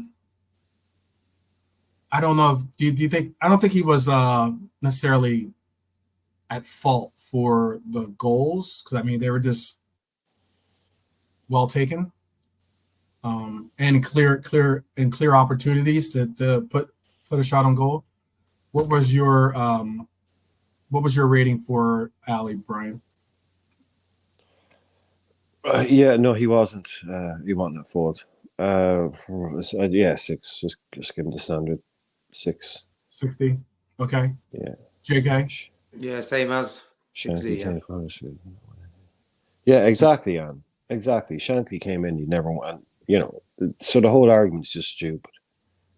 Sorry. Yeah. Well, who's next? Yeah. Give him a 60. Yes. Yeah, we won't wait. Don't worry. Yeah, we'll skip on by. We'll skip on by the chat. You can throw them in, but we won't wait too much for that. I think we'll all. Yeah. We'll get your questions in rather than worrying about your ratings. All right, I'm gonna go with show him a little love. I'll give him a 64. It's a little Liverpool love right there, a little Beatles love for him.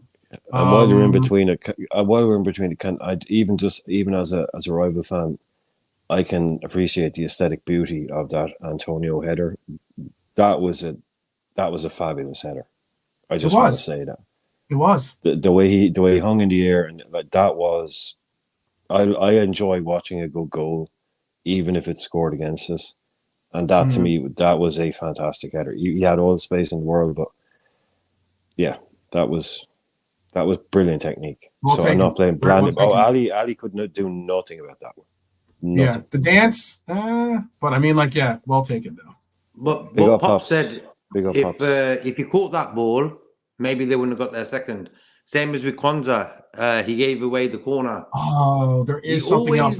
There is something else that I'm going to bring up He's going to end up with 30 at this rate. He's going to end up with 30 at this rate. JK's just boom, boom, boom. Yeah, there is something else I'm going to bring up. But before we end, there is something else to bring up. But I'll bring it up out there in the ratings. All right, so let me give him a 64. Let's go with Robbo. What was your grade for him? JK?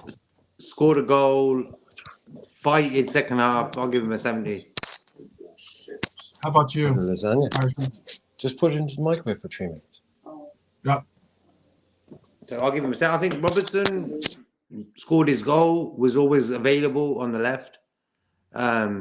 Showed a bit of fight, you know. Mm-hmm.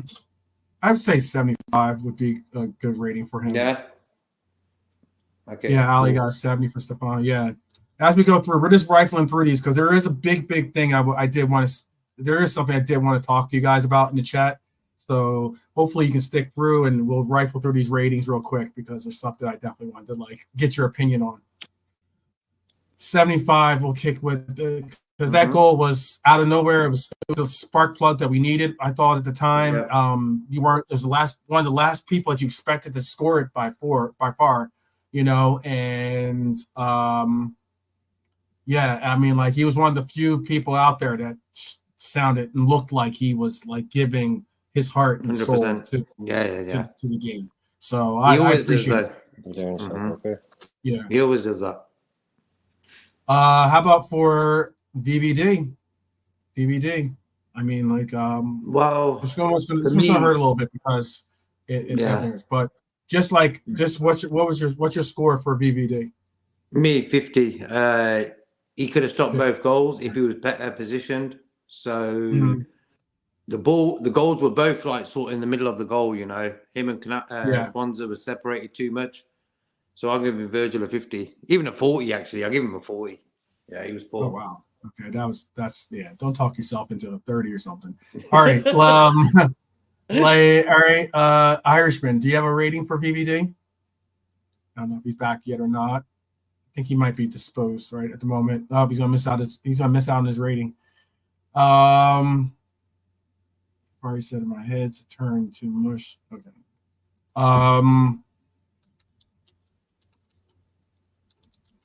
So I'm gonna give him I'm gonna take your score in mind, but I'm gonna give him a 45. Sorry, Right. 40. Yeah. Okay. That's what I said. Yeah. Okay. Yeah. He ran back for that one. He ran back for that one probably. Yeah. All right. I'm gonna give him a Wow, Bonkers gave him a 30. Ouch. Lee gave him a 45. Wow. I'm gonna give him a 50. I'm gonna give him a 50. I agree. His performance. Yeah. Maybe I'll go back and adjust. Maybe I'll go back and adjust accordingly. How about for Kwanzaa? Just the ratings. What would you say for Kwanzaa, guys? 45. I already got Bonkers scored 30. You got him a 45? No, I'll give him a 40 as well. Gave away that corner, led to a goal. Against Man United, gave away that pass, led to a goal. And I feel when we make mistakes, we always get punished. He's going to learn from that. He's going to learn. JK, you're knocking him down for something he did against Man United. I know, I heard that. Dude, I don't forget, bro. I don't forget. Come on. Wow. Okay. No, but for me, I said even the other day, I prefer him next to Virgil than Konate. So okay, we move. So you know what I mean? Yeah, we move. All right, so 45 is the rating. Looks like. How about for TAA? 50. Okay. JK? 45. Wow, guys are going harsh.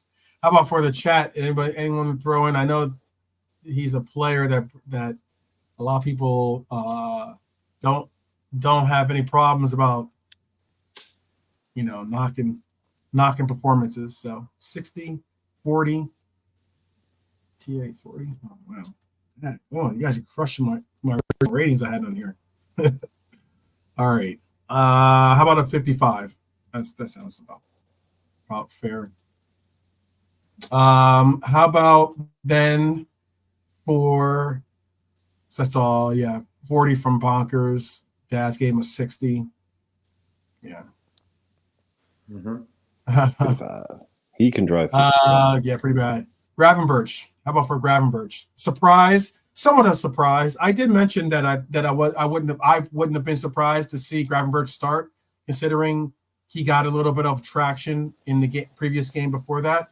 Getting that goal, I was hoping was going to be a big, uptick towards his performance. He's definitely knows that he's playing for an opportunity with the next manager, most certainly. And trying to possibly leave a message. What's your rating for Gravenberch, Brian? Hello, Philip, as well. He's just in. Big up, Philip. Do 50. Hello to Marion 50. too, by the way. Oh 50? yeah, Marion, everyone that's come in that I didn't say hello to. Everyone, amazing people. Everyone. Yeah, I said 50, right? 50. And Jared, hello, Jared. Okay. 50. How about JK? What's your score for I'm going to give him a 70 because he looked one of the most dangerous players for us yesterday. I think that goal, because I wanted him to play against Everton, but he came in yesterday better than what he's been. I think we're slowly seeing the type of player he is. I think he's going to be better than what we think he is. That's what I think. But for yesterday's game, I think he was one of the guys who was trying pretty hard, getting stuck in. So I'll give him a 70. How about for so I'm gonna give him you gave him a 70, Brian gave him a 50. The chat's like around 50, 45. I'll keep him at a 60 then. How about for Watoru? Was he playing? That says everything. Ouch. I already know where his score is gonna be. So I'm already changing the score up. Yeah. What's the score for Endo? I'll let others go. I want to judge the. Okay. JK, what's your score for Endo? Not great. So I'm gonna give him a 40, bro. Okay. How about for you, Brian? How about for you? I was going to give him. I was going to give him a 55 or a 50, probably more like a 55. Okay, I just see. I got 245. He was engaged. He was 3 out of 5 for aerial duels. He was like, yeah, I know. He won half his ground duels. He won the majority of his aerials. Yeah, I know, but it wasn't. Look, it wasn't the greatest performance. They were all poor. That's the thing. They were all. Yeah, they're all poor. 55 is a very poor rating. A couple of 45s in there. Yeah, I'll go. What did you say, JK? 40. Yeah. I'll go 30 then. I'm not happy. Yeah. I dropped it down. I'll go slower. I knew that was coming. All right. 50. I'm because I'm counteracting the inevitable 70 50 to keep them up there. Yeah. I was waiting for the inevitable 70 to come in. So. No. Yes, Marion personally refuses to vote for any of them. I applaud that, Marion. Yeah. I applaud that. How about for McAllister? How about for McAllister? What do we rate McAllister? 55. Okay. JK? I'll go 55. Yeah, 50. Even though we win the midfield battle, I think we control majority of the game. So that's why I don't think our midfield was bad, but we control majority of that game. So our midfield did okay. But around 50 for McAllister, yeah. Okay. I'll give him a 55, like Lee just dropped in there. Let's move on to another somewhat surprise entry, but then again, I think that Klopp was already trying to get this team galvanized to win this game and get the people that want to show up for work today, that kind of concept. And that was Harvey. What would you give Harvey yesterday? Played right wing instead of he's trying to fill in for the great Mo Salah. Played a full 90. I remember last time I said he played good. Then you were like, no, he didn't. And then I watched the game again, and he didn't play that good. Right. So, Yeah. I'm a Harvey fan, but I was like, I don't know what you watched. I would not think that, but yeah, but I think if he scored that beauty at the end when he hit the bar, I think I would have gave him a 75. are you kidding me? I would have given him Just because a 90. 100, I would have given him 100. Yeah, Nah, but I would give him like to get 50. the winner like that, that's major points, but he didn't. He hit Yeah, the bar. hit the So bar, man. 50, bro. 50? Okay. Mm-hmm. How about for you, Irishman? Yeah, 50 sounds about right. Yeah, keep it going. All right. So then if he's getting a 50, because Lee gave him a 50, Bonkers gave him a 45. Okay. How about for Cody? 65. Kept trying. Yeah, I'll go 60. Yeah, I'll give it 60. Okay. But there's some good questions, and I know you're pushed for time, but there's a couple of good There are, questions. in the chat. We're not doing subs. We're not doing subs. We're not doing subs. I'm not doing subs. No, we're not doing This subs. is the last guy. Yeah, I'm gonna go with 63 with Cody, and then Diaz. Lucho. I'm 75. thinking about maybe I should give him a 64. By the way, I'm gonna give him a 64. I'll give Diaz 60. Yeah, I think he was on. Yeah, him and Cody, I think were probably. I thought that Diaz played well yesterday. Mm-hmm. I thought he played well. I thought he was one of the few players on the pitch that not only showed an intensity that we're used to seeing, but he looked like he was playing for something. He did not look like he was just like, Moved to 60, 65. Anyway, yeah. There you go. Yeah. There you go. Okay. Okay. But respect Lucho to him. got 65. Diaz got a 65 from Lee. Bonkers gave him a 60. Yeah. Yeah, realistic Jared wants to go into the stuff. Yeah, mainly because we spoke on the subs kind of already, and does it? Yeah. And 12 Man has an appointment, and there's a couple of good questions in the chat that we wanted to. So. Yeah, me, Diaz 70. 70, yeah. 70? Okay. Mm-hmm. Yeah, that's cool. I would have given him a 72, but I'll go with the chat and Brian. Adjust for chat and Brian's score. I'll give him a 65. Well, tough. The one thing I wanted to bring up, and it was something that I definitely wanted to ask you guys how you felt about it. And this is the chat especially. What did you think about the situation that Anthony Taylor provided for us, to the long list of what the heck are you doing, with the basically covering his tuchus, basically. Because he got whatever he got wrong, he got miserably wrong. And that was the incident that could have resulted in Cody scoring, but because he blew the whistle before he struck the ball, I wish Cody had just ran up immediately and just not look back. Yeah, I wish he had never even looked back, because it doesn't matter if you didn't hear a whistle, go for it. I wish he had just gone straight into it. That's what the commentator said. Or sorry, that's what Ali McCoy said. Ian Wright. While I was watching, Ali was like a born number 9, just like your man saying to him, like, you're born goal. Like Ali McCoy said, look, there's only one thing you do there. You run up, you tap it in, and you find out afterwards. You find out afterwards. There you go. You find out there later. You find out later. Yeah. Don't even think. Don't just run up, bury it, and then you find out later. And then the commentator was going, "Yeah, but could it have been a yellow card?" He said, "Take the yellow card. take the yellow run card. up, scored. And he's like, oh, but you're a striker, a goal scorer's instinct. He's like, yeah, that's it. Yeah. I would have run You know the straight game up just as and well as the buried it. referee does. Yeah, I would have run straight up, and Ali McCoy said, run straight up, bury that, and then find out, give them the decision to make. Yeah.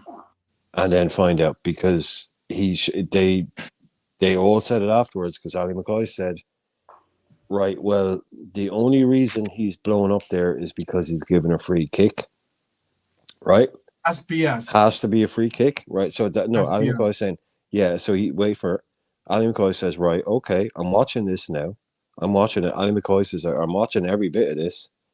Yeah, okay, he's blown up, so it must be a free kick. And he goes, no, the goalkeeper has just kicked that ball out of his hands, so that's a goal kick. So he couldn't have given a free kick. Right. Ali McCoy was right on it, man. Right. He was right on it. He said, why is he calling on the physio? Yeah. He's saying, I'm waiting, because he knew that this was all going to hinge on where that goalkeeper took the next kick from. Because if it was on the ground, then okay, it was a free kick. Right? That's why he's giving it. He said, no, he kicked it out of his hand, so he gave a goal kick. So then there was nothing to stop Cody Gakpo running up and burying that ball. Yep. Nothing to stop it whatsoever. Cody should have just run up and buried it. That's what Robbie Fowler would have done. That's what, just these guys that just score first, ask questions later.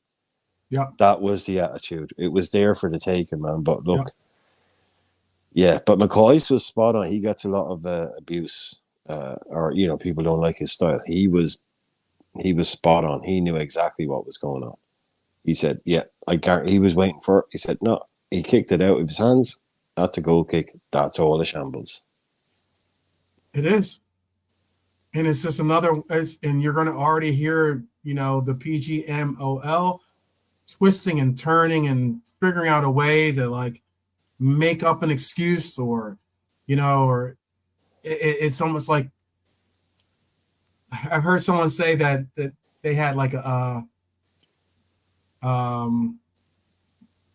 heard that someone said something about that they have a connection that they just telepathically understood that there was a foul and that he could have a free kick, and I was just like, well, if that was the case, you would have heard a whistle.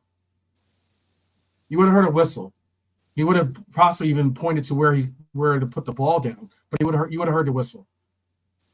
The sheer fact that that they showed the bigger picture of it and he see him waving it on, like he sees that he's okay, so he's not injured, and he's waving him on to play, continue, like, okay, play on. It wasn't a foul either, by the way. It wasn't a foul. It was more so the goalkeeper ended up, Smashed himself. Hurting himself, if anything, But like, if that's the case, okay, well then, if he was hurt, then you would have had to have taken the moment to stop play, and he would have had to go over and adjust. But he didn't. He said, "Play on." He's running down, expecting it to play to be continuing on. He's trying to get into position, and then he sees that this keeper thinks that he's got a free kick for some reason. And now he wants to save the day for this keeper. That's horrible, man. Absolutely horrible. No, they fucked up. They did fuck Absolutely up horrible. There. And it's one of those things where you blew the whistle, and that made it even worse. That made it even worse because you ended up stopping play for a screw up, for your screw up. For your own individual, you're basically co-signing this goalkeeper screw up and saying, you know what? Let me give you a mulligan. But I'm with Jared at the end of the day. Gakpo needed to just give him. He gave them a get out of jail free card, because if he just gone up and buried it, then he would, Yeah. If buts and maybes. Then we could have because especially when his back was turned, then we could have the conversation. Then he wouldn't have been able to say, "Oh well, the whistle was blown. The referee blew the whistle, which made the play dead. You know, that I understand, but the sheer fact that Cody should have no hesitation, as you spoke on earlier, should have just went up and just buried it. Absolutely buried it. That's the I thing. don't even know why. I don't even know why he was like looking back to figure out what was going on. He should have been like, that's that lack of killer instinct, because he's not a striker. He's not like Alan Shearer just smashes that, doesn't he, JK? Alan Shearer is just, Romario. He's going to nutmeg. He's going to all these boys. They're going to ask, find out later. That's it. He wasn't booked, so he wouldn't have got sent off. You know what I mean? So he would have got a yellow card. That would be the worst of it. So for me, he should have put that in the net, and then there would have been more moaning about it, But all in all, I think only because he didn't put it in the back of the net, it sort of takes away the argument of the whole topik. Yeah.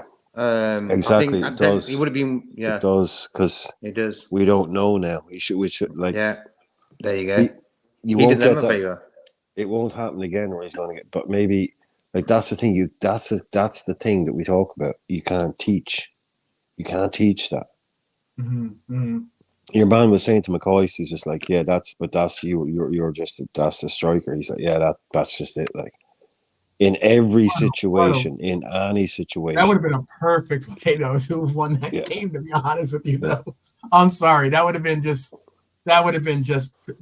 perfect. So you know what though? If he kicked the ball at that time, the whistle came after he sort of went past the ball, like half a second. As soon as he kicked it, the whistle would have blown. So he would have kicked it before the whistle was blown. Anyway, that's another thing. Yeah. But for me, he should have put it in there. 8 Franks, by the way. 8 Franks says it's not a non-event because it's another example of very strange, if not blatantly corrupt officiating. I agree with you. It is something of a concern that Anthony Taylor, especially one of the more usual suspects when it comes to some of the officiating calls that we get. I'm not saying that we're alone with the dislike of Anthony Taylor. Am I going to have to get the music out? Am I? Yeah, no. But what it is that, like, it is. I agree, though, is that it is very, very troubling. Again, that we come to a place where there is no resolution to poor officiating, other than apparently just more bad officiating. So. Same as the. Can I? Norman had a great question earlier on. It was kind of noted to the panel if we did have time.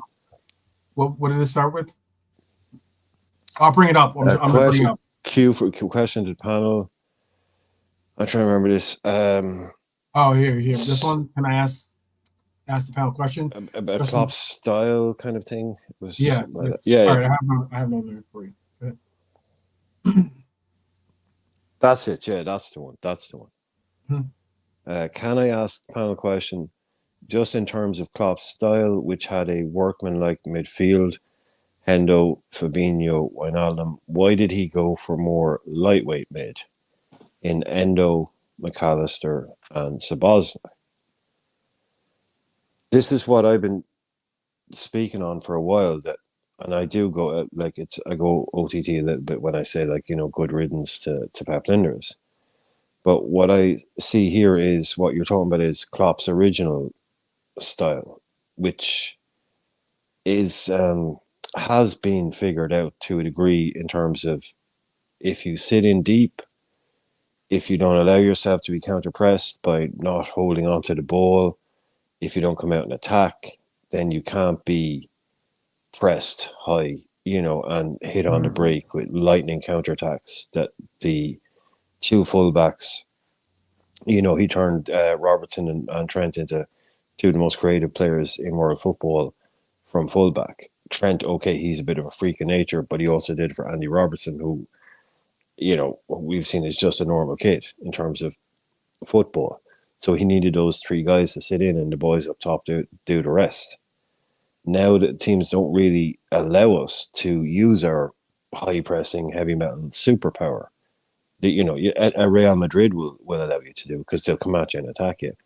But Yeah. in the league, these Exactly. teams have figured out, well, they can't hit us on the break if we don't go at them. If we sit in, they have a workman like midfield. They have Hendo, Fabinho, Wijnaldum, or Hendo, Fabinho, and Milner, who, with all the best intention in the world, can't break teams down. So we needed to then transition into coping with teams not allowing us to break, but keep the best of both worlds Yeah. and try and transition. And that's why people wanted Thiago, because everyone thought it was really, really simple. They did. They thought it was incredibly simple that we had Henderson, Milner, and Fabinho in midfield, or Genie, which were all workhorses. Workhorses, right? And we came really close to winning everything. If we just put one world-class midfielder in that 3 that could be creative, then we would be unstoppable. That it was so easy. We tried it and it didn't work. So we've ended up in a situation now where we can't do what we used to do, because if you look back and see Klopp football back in the day and Klopp football now, it's 2 completely different things. So that's what I think has happened. And we've had a Linders has come in and tried to mix and match the 2. And I think he's probably a great guy and a great coach on his own. But I think what he has tried to do has diluted what Klopp has tried to do. And what Klopp has tried to do doesn't really work that much, because people kind of have to engage in a way that allows you to play that way. You know what's funny about that statement, Brian, though, is that how often did you hear so many of our fan base out there asking for more techie style players? Yeah. They didn't want the workhorses. That was all it was going to take to win. They didn't want the workhorses. They didn't want the players that, you know, brought the lunch pails to the pitch. You know, they wanted more Thiagos. They wanted more techie style players. Well, they wanted Thiago. It was a realistic complaint at the time. And, you know, to the average guy, I was like, well, look, we're, you know, one more guy in the midfield that can work, but also, you know, add a bit of this or that. You know, it did make sense, but we bought, you know, someone who basically has, 6 months apart, has basically been injured the whole time. Right. Maybe if we bought a younger version of Thiago, I can see the logic. The logic was sound. You know, the logic, but it's like when, like, Klopp's pressing and all that kind of, a lot of it depends on other teams coming out and attacking you to a degree, you know, playing attacking football against you. And if they just sit there and do nothing, then you can't attack space if there ain't no space. Yep, exactly. But for me, what Norman was saying about the aggressiveness, no aggressiveness in the game in the last few games. You need that sometimes, you know, show the opposition you're there. We haven't done that, especially in the derby. Who was there from our players telling them, oh, look, we're Liverpool, we're going to win this derby, you know? No one, not even Curtis Jones. So. No, I was disappointed about that. But again, that also goes, look, again, we have another episode that we're going to be bringing you guys. We've got a bunch of good content that we've been like crafting and rounding into shape for you guys that I think will address some of these things and concerns that we're talking about like today. But yeah, there's a different mentality when it comes to some of the players and the concepts that they hold when it comes to, like, you know. I think that's a great shout by Leader, by the way. I don't think Trent starts inverting if we have Thiago. I think that's a great shout. Yeah. And the thing is, I like Trent inverting when he's not told to invert. Like, he plays right back, then he does it sometimes. Instead of him doing it all the time, and then sometimes being a right back, the other way around. And that's where the problem is. He does it too much. I used to like it when he used to do it sometimes. Mm-hmm. You know what I mean? Mm-hmm. And he was more of an attacking threat on the right-hand side. I think Trent I can understand what he wants, because, like, when you played football as a young kid, what you want to do is score goals. take people on, bang it, you know. And I think Trent's that type of player. He You've seen it, he wants to can be the bang a main ball. man. He does want to be. He He knows does, he's the he main does. man. He wants to be the And main you man. can't get that right He back. does. He wants to be the He top dog. does. Yeah. I like that in him. Don't get me wrong, but you've got to sort of work for that as well. It ain't gonna just come. He worked at it at right back, became the best in the world, got big contracts. He's been big time ever since. But this season, I think his head hasn't been right at all. I don't know why, but he hasn't been right this season. 1 year left. 1 year left on his deal. 1 year left, but I can't see him wanting to leave Liverpool. No. I just can't see that. I don't want to see fans saying that as well. It's a thing. It's a thing, though. It's going to have to be worked on.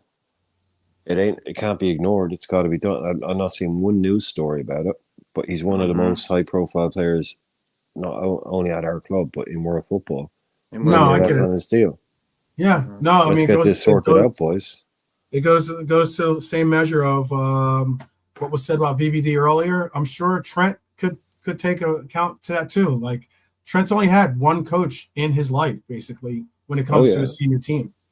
Oh yeah, you know, like as in not many people say that when it comes to a player that's approaching his prime of his, the prime part of his career.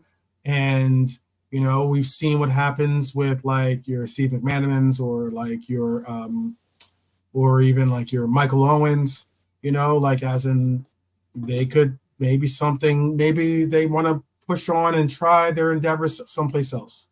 This is the thing, though, Norm.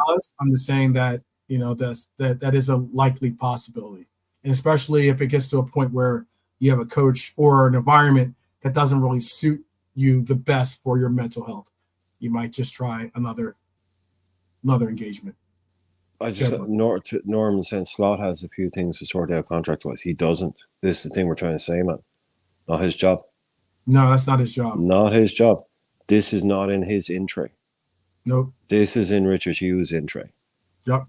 It, like, as hard as that might be for some fan, I'm not saying you understand the game, but it's not his job. He's not the one deciding.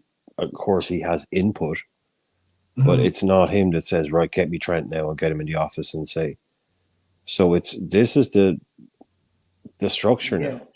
Not just at Liverpool, not just at Liverpool, by the way, not just at Liverpool. Yeah. At all these clubs, the director of football will sit down. Jurgen Klopp has said this. Read the guy's book. Read his interviews. Yeah. He doesn't want to deal with stuff like that. Yeah. He doesn't want. He wants to coach a team. He says, "I'm a coach. Let me coach. Right. Let me coach. Don't ask me to do commercial stuff. Don't ask me now." As much as JK will tell you, he's on the TV in Germany on every second ad break. He's advertising something. He's he's huge. You don't see him on TV, but he advertises loads of stuff in Germany, right? But okay, yeah, he does, right? He's big time over there, and okay, but he doesn't want to be doing he doesn't want to be interviewing scouts or medical staff. He just went, look, let me coach. You bought a world class coach. Give me no. Okay, I use the example. I think he'll have a Brendan Rodgers type. Slot will have a Brendan Rodgers type.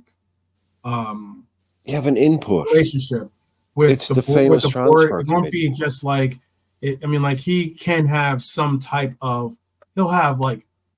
It's not like he can't come in the door and say, "Hey, I really feel like this about this player," or this is a player I really want to think. Yeah, your contributions or your vision is definitely something that they'll consider. But like you said, one of the prime reasons why Edwards and Hughes especially, is involved in this team again is because they are now the only other person that would have been a roadblock in their vision of what they want to see happen with the club was Klopp. He's no longer here or will no longer be here in a couple of weeks. So going forward. Quickly about what Norman was saying, I think if Arnie's sitting at home now in Holland and he's chilling and he's got training tomorrow, he's thinking about next season and he's thinking about Virgil, maybe Trent and Salah, for example. He's thinking in his head already, you know what? I want them guys still there. I want to build my team around them type of guys and them characters. Because for me, Virgil van Dijk, not being great the last few games, of course, but best centre back in the Premier League, So I could understand what Norman's saying there. Maybe I wouldn't want to think Arnie says, yeah, it's all right, you can get rid of Trent, Virgil, and Salah just like that.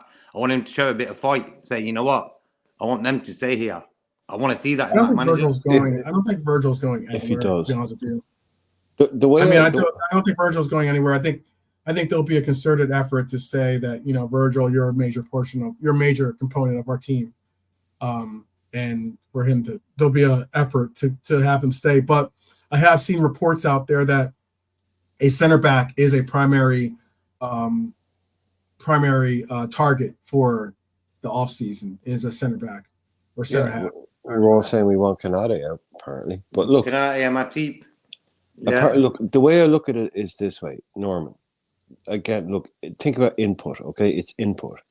It's all about, look, there's 4 different people that, you know, a player wants this, a manager wants that, a director wants this, and someone else wants that. They all get together in a room and go, okay, right, now we're at the end of the day. Right, I've done our bit, I've done your bit. Now let's have this meeting. Let's just say my example is, right, 2 weeks before the transfer window closes, and your second choice goalkeeper gets injured, right? Alisson's fit, right? Adrian is not going to be second choice. He's third choice only, right? Mm-hmm. And Kelleher, something happens to Kelleher and he's out for 12 months. Slot goes to Richard Hughes and says, Richard, we need a goalkeeper. Get me a goalkeeper. I have matches coming up every 2 days. I have training to do. I have new stuff to do. Go get me a goalkeeper. Hughes will come back and go, right, Arnie, we've got these 2 guys. We've done all the data. We've done all our, you know, we have these people on our list. We've gotten it lined up, who we can get, who's available, who we can buy, yada, yada, yada, right? There's 2 guys, right? There's 2, maybe 3, right? We haven't got you one. He's not already in, you know, on his way here, but we've identified targets, 2 obtainable, right? 3 maybe at a push. What's your choice? What's Richard's choice? What's his choice? Let's sit down and hash this out. It's only going to take up 6 hours of your day, Arnie, because you've got a Premier League game tomorrow. You know, you got a European game on Thursday. So we've done all the groundwork. We've got everyone that's the best, and now let's make a decision together on the player. So then they will all come to, like, they're not going to ask Arnie, like, oh, Arnie, he's injured, right? So do you know any goalkeepers, Arnie? Do you know anyone? Do you want to go out and go out and find one? No, man. No, yeah. This is the structure. They go out and they have, look, we've got all these boys. He's brilliant. Our goalkeeping coach has scouted him 15 times. You know, so Arnie, these 2 boys, right? Who, like, what would you go for? Because if any manager in Salt is going to come up, is going to know that these are probably 2 of the best out there that they can get. That's how it works. That's how it works. Yeah. You know, it's not about being a yes man or, we got you this goalkeeper, so he's the goalkeeper you have. It's all symbiotic, like, but he doesn't need to have to worry about going out and finding him, ringing his agent. What's his contract like at Roma? Can we get him out? Yeah. The whole wine dine him to thing. Yeah, fuck that. Like all that stuff. No, that's not going to be happening. Really, like I say, but in the middle of the season, he's got 2 games in the next week. He's the head coach. He needs to coach the team. Concentrate on coaching the team. I mean, don't give him all this extra. Hit the ground running immensely. The one thing you want to do, the best thing you want to do for a coach like that is to make that the easiest transition possible. It would not be easy if all of a sudden you're like, okay, we're just gonna, you gotta work out contracts, you gotta work out this, you gotta work out that, you gotta work out, like throwing all these extra caveats that these other guys in the organization can handle very well. But I do think there's going to be there's still going to be some type of, like, you remember when Brendan Rodgers was dealing with Edwards, basically the Irishman, the Northern Irishman. The original Northern Irishman. Yeah, see, you're even correcting me. This is amazing. This is all gone totally meta. Yeah, it's like a Charlie Kaufman movie. Yeah. Yes. The Northern Irishman. Brendan Rodgers. Yeah. When you dealt with Rodgers, he talked about, like, some of the decision making and how it went through, like, a committee, and it was all like he had a say, but it wasn't like he was the final say, or wasn't like that was like it was all or nothing if he said yes or no. Like as in because he had to take on trusting the board that was compiled to make those kinds of decisions. You know, The famous they're transfer going to committee. get some right. They're going to get some wrong. You know, because I mean that same board brought in like Balotelli, for instance. You know. Oh yeah, that's a black. That's a 0. That brings down your average score in a big Brings way. down The your old average. Balotelli does. Yeah. You need But, at least 3 Salahs to do that. Yeah, that was the famous let me transfer see. That's committee. what Norm's trying to say real quick because we're Yeah, gonna go ahead, end yeah. after this segment here. What's he saying right here? He's asking, okay, he understands, but say Hughes wanted to give Trent another 5-year deal, and Slot says, I don't rate him for what I want to coach. What happens? You basically say That's a figure it great out. question. That's It's a great question. But Trent wouldn't be the best example to use in that scenario because it would be incredibly unlikely for if you were to say something like Maybe like if you said by Sedic, or yeah, someone okay. like a Trent. No coach in the world is going to say, "I don't want Trent." But yeah, Or no, I would say the like how idea about it's like Gravenberch. Maybe it's like I just don't like I don't like what Gravenberch offers me. or we've been offered 60, we want to sell, and he says no, I want to keep. This is where you'll have professional conflict. That's what will happen. Yeah, like let's be real about this. I'm not saying this is how I want things to work. I think it should work. It's better back in the day. It was worse back in the day. It's just this is just how things are now. It's just this is how the world works now, and this is pretty much like someone said earlier on. There's very few managers left. They're all head coaches that work under structures. So this is where you'll get a guy that will have to come in, and it will be the book will be written in 10 years' time was the first time that Slot won a battle, because it will come down to, like we said, three guys sitting in a room going, right, we're at this point, buy, sell, keep, avoid, whatever. What are we doing? The manager will have his say, Hughes, then the club. And yeah, it'll come down to that. It will come down to that. You will have those little battles, but the first year or something, I can't see us trying to get rid of a player. The extreme examples that are being used, but he will be. Yeah, the whole yes man thing is he'll be working under a structure and told to do what he's told. But like that's not a bad thing. Like if you're working under an incredibly brilliantly run structure that's giving you top players, not giving them to you, handing them to you, but involving you in the process, but also not banking the club's future on you and allowing you to make every decision on every player. And if you're gone in 10 months, we're stuck with a load of players that don't, can we not all see how this works brilliantly when done well?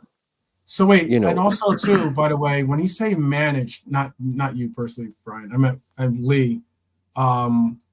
When you say manage, like as in the whole, that gets down to that whole, this, breaking down coach. What's a coach? What's a manager?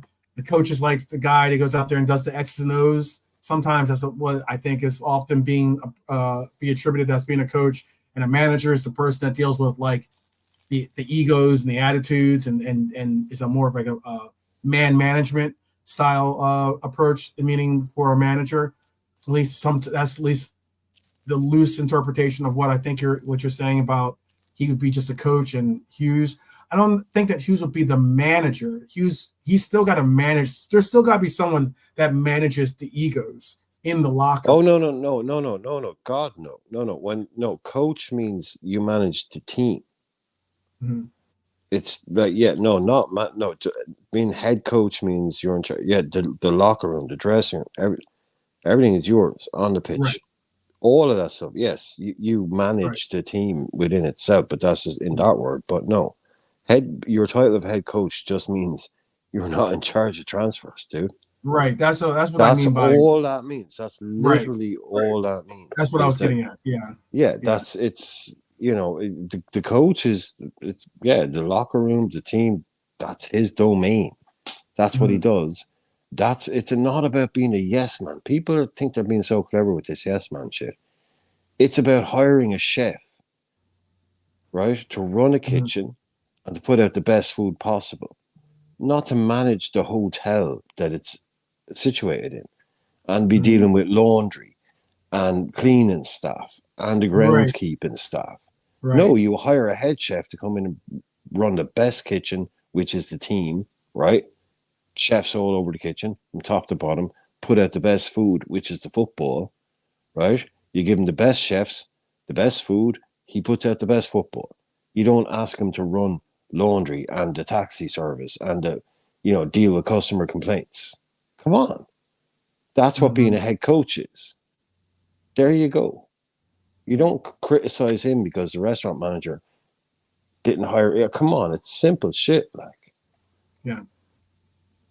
So, look, I'm going to allow for everyone to go on to their final destinations if this isn't your final destination. And we are going to be, we'll be here again tomorrow at same time, same place. But for now, you know what? Like, as it is what it is, you know, the result was a bad one for us this weekend. Uh, oh, someone's here, I think. And the result, Spurs losing 2-3 to Arsenal today. City winning another City-like game in the sense of winning 2-0 today against Forest. Yeah, the title race is pretty much done. And now, still, though, I think these players still have a lot to play for, under the pretense of saying now they're playing for our hearts and minds right now. They're playing for our appreciation. They're playing for basically to show a measure of the heart that they have. So, if anything, I'm going to give these guys the opportunity to do just that. And I'm going to still show up and support the club. I'm not going to turn off the TV and say, "Oh, I'm not going to watch any."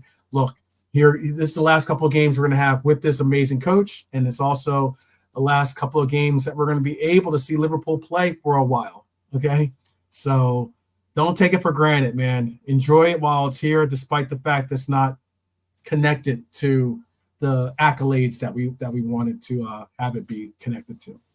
Brian, do you have any final thoughts for before we let everyone off to their final destination? what can we say after that? Let's all just chill, try and get along, and back to new manager because he's the new manager. Yep. JK, how about you? Oh, JK is still thinking. I think JK might be still thinking about what he wants to say. There'll be enough people out there trying to tear down what we're doing. We don't need to tear ourselves down. We really don't. Yeah, I mean, yeah. it's sad to see. Like Yeah, we can all have let's our be own our opinions, but we all wear the same jersey at the end of the day. And it's hey, Brian, I'd go as far as to say this. I think I think JK would have the same sentiments too. But when it comes to our team, despite the fact that, where we are at, you support this club whether we win, whether we lose, whether we draw, it doesn't matter. You still have to support this club, as in the sense of we're all Reds. We're doing nothing. We're doing a disservice to everything that is Liverpool by taking attacks at each other, and getting visceral with each other. Like, as we spoke about how we saw Salah and we wanted an example setting from him, we can set the example too by how we conduct ourselves amongst each other, and also how we present ourselves in these other forums, and like there's going to be a lot of trolls out there. There's going to be a lot of people that are just like, the jokers of the world that just want to see the whole entire world burn, but no, just don't let yourself get sucked into that abyss. We are Liverpool, and there's nothing more that I appreciate than the fact that I get to call my brethren my fellow Reds. So let's continue to hold that high, the high level and some like Michelle Obama styles. When they go low, we go high concept, you know? We just want to see fire on the pitch. That's all. That's the only place we want to see it fire. Fire, That's yes, it. exactly. The only place I want to see fire is on that pitch, for sure. JK, one last chance. Do you have any final thoughts you want to give? No, just saying what you're saying as well, bro. Like, don't get involved in the internet world of negativity. You know, support the club. You know, and look forward to the next 3 games. We've got to enjoy them. You know, look, Klopp's last 3 games as well. Yeah. Yeah. And there you have it. Fire on the pitch. That's right. That's right. Fire on the mountain. If any Grateful Dead heads out there. All right, brothers and sisters, that's about all we have for today. But as always, I like to say, take care of yourselves. Continue to take care of And those each other. and each other, exactly. Because, like, if anything, you know what? We definitely need to rally the wagons and understand that we're all we got. And it helps when we support each other. We pick each other up rather than push each other down. Yes. Let's do more of that in this world. And if it means being different than the other fan bases, so be it. Like, you know, let's be that shining example. So tomorrow, please do join us. We're gonna have a cool episode lined up for you tomorrow. And yeah, until then, up the Reds.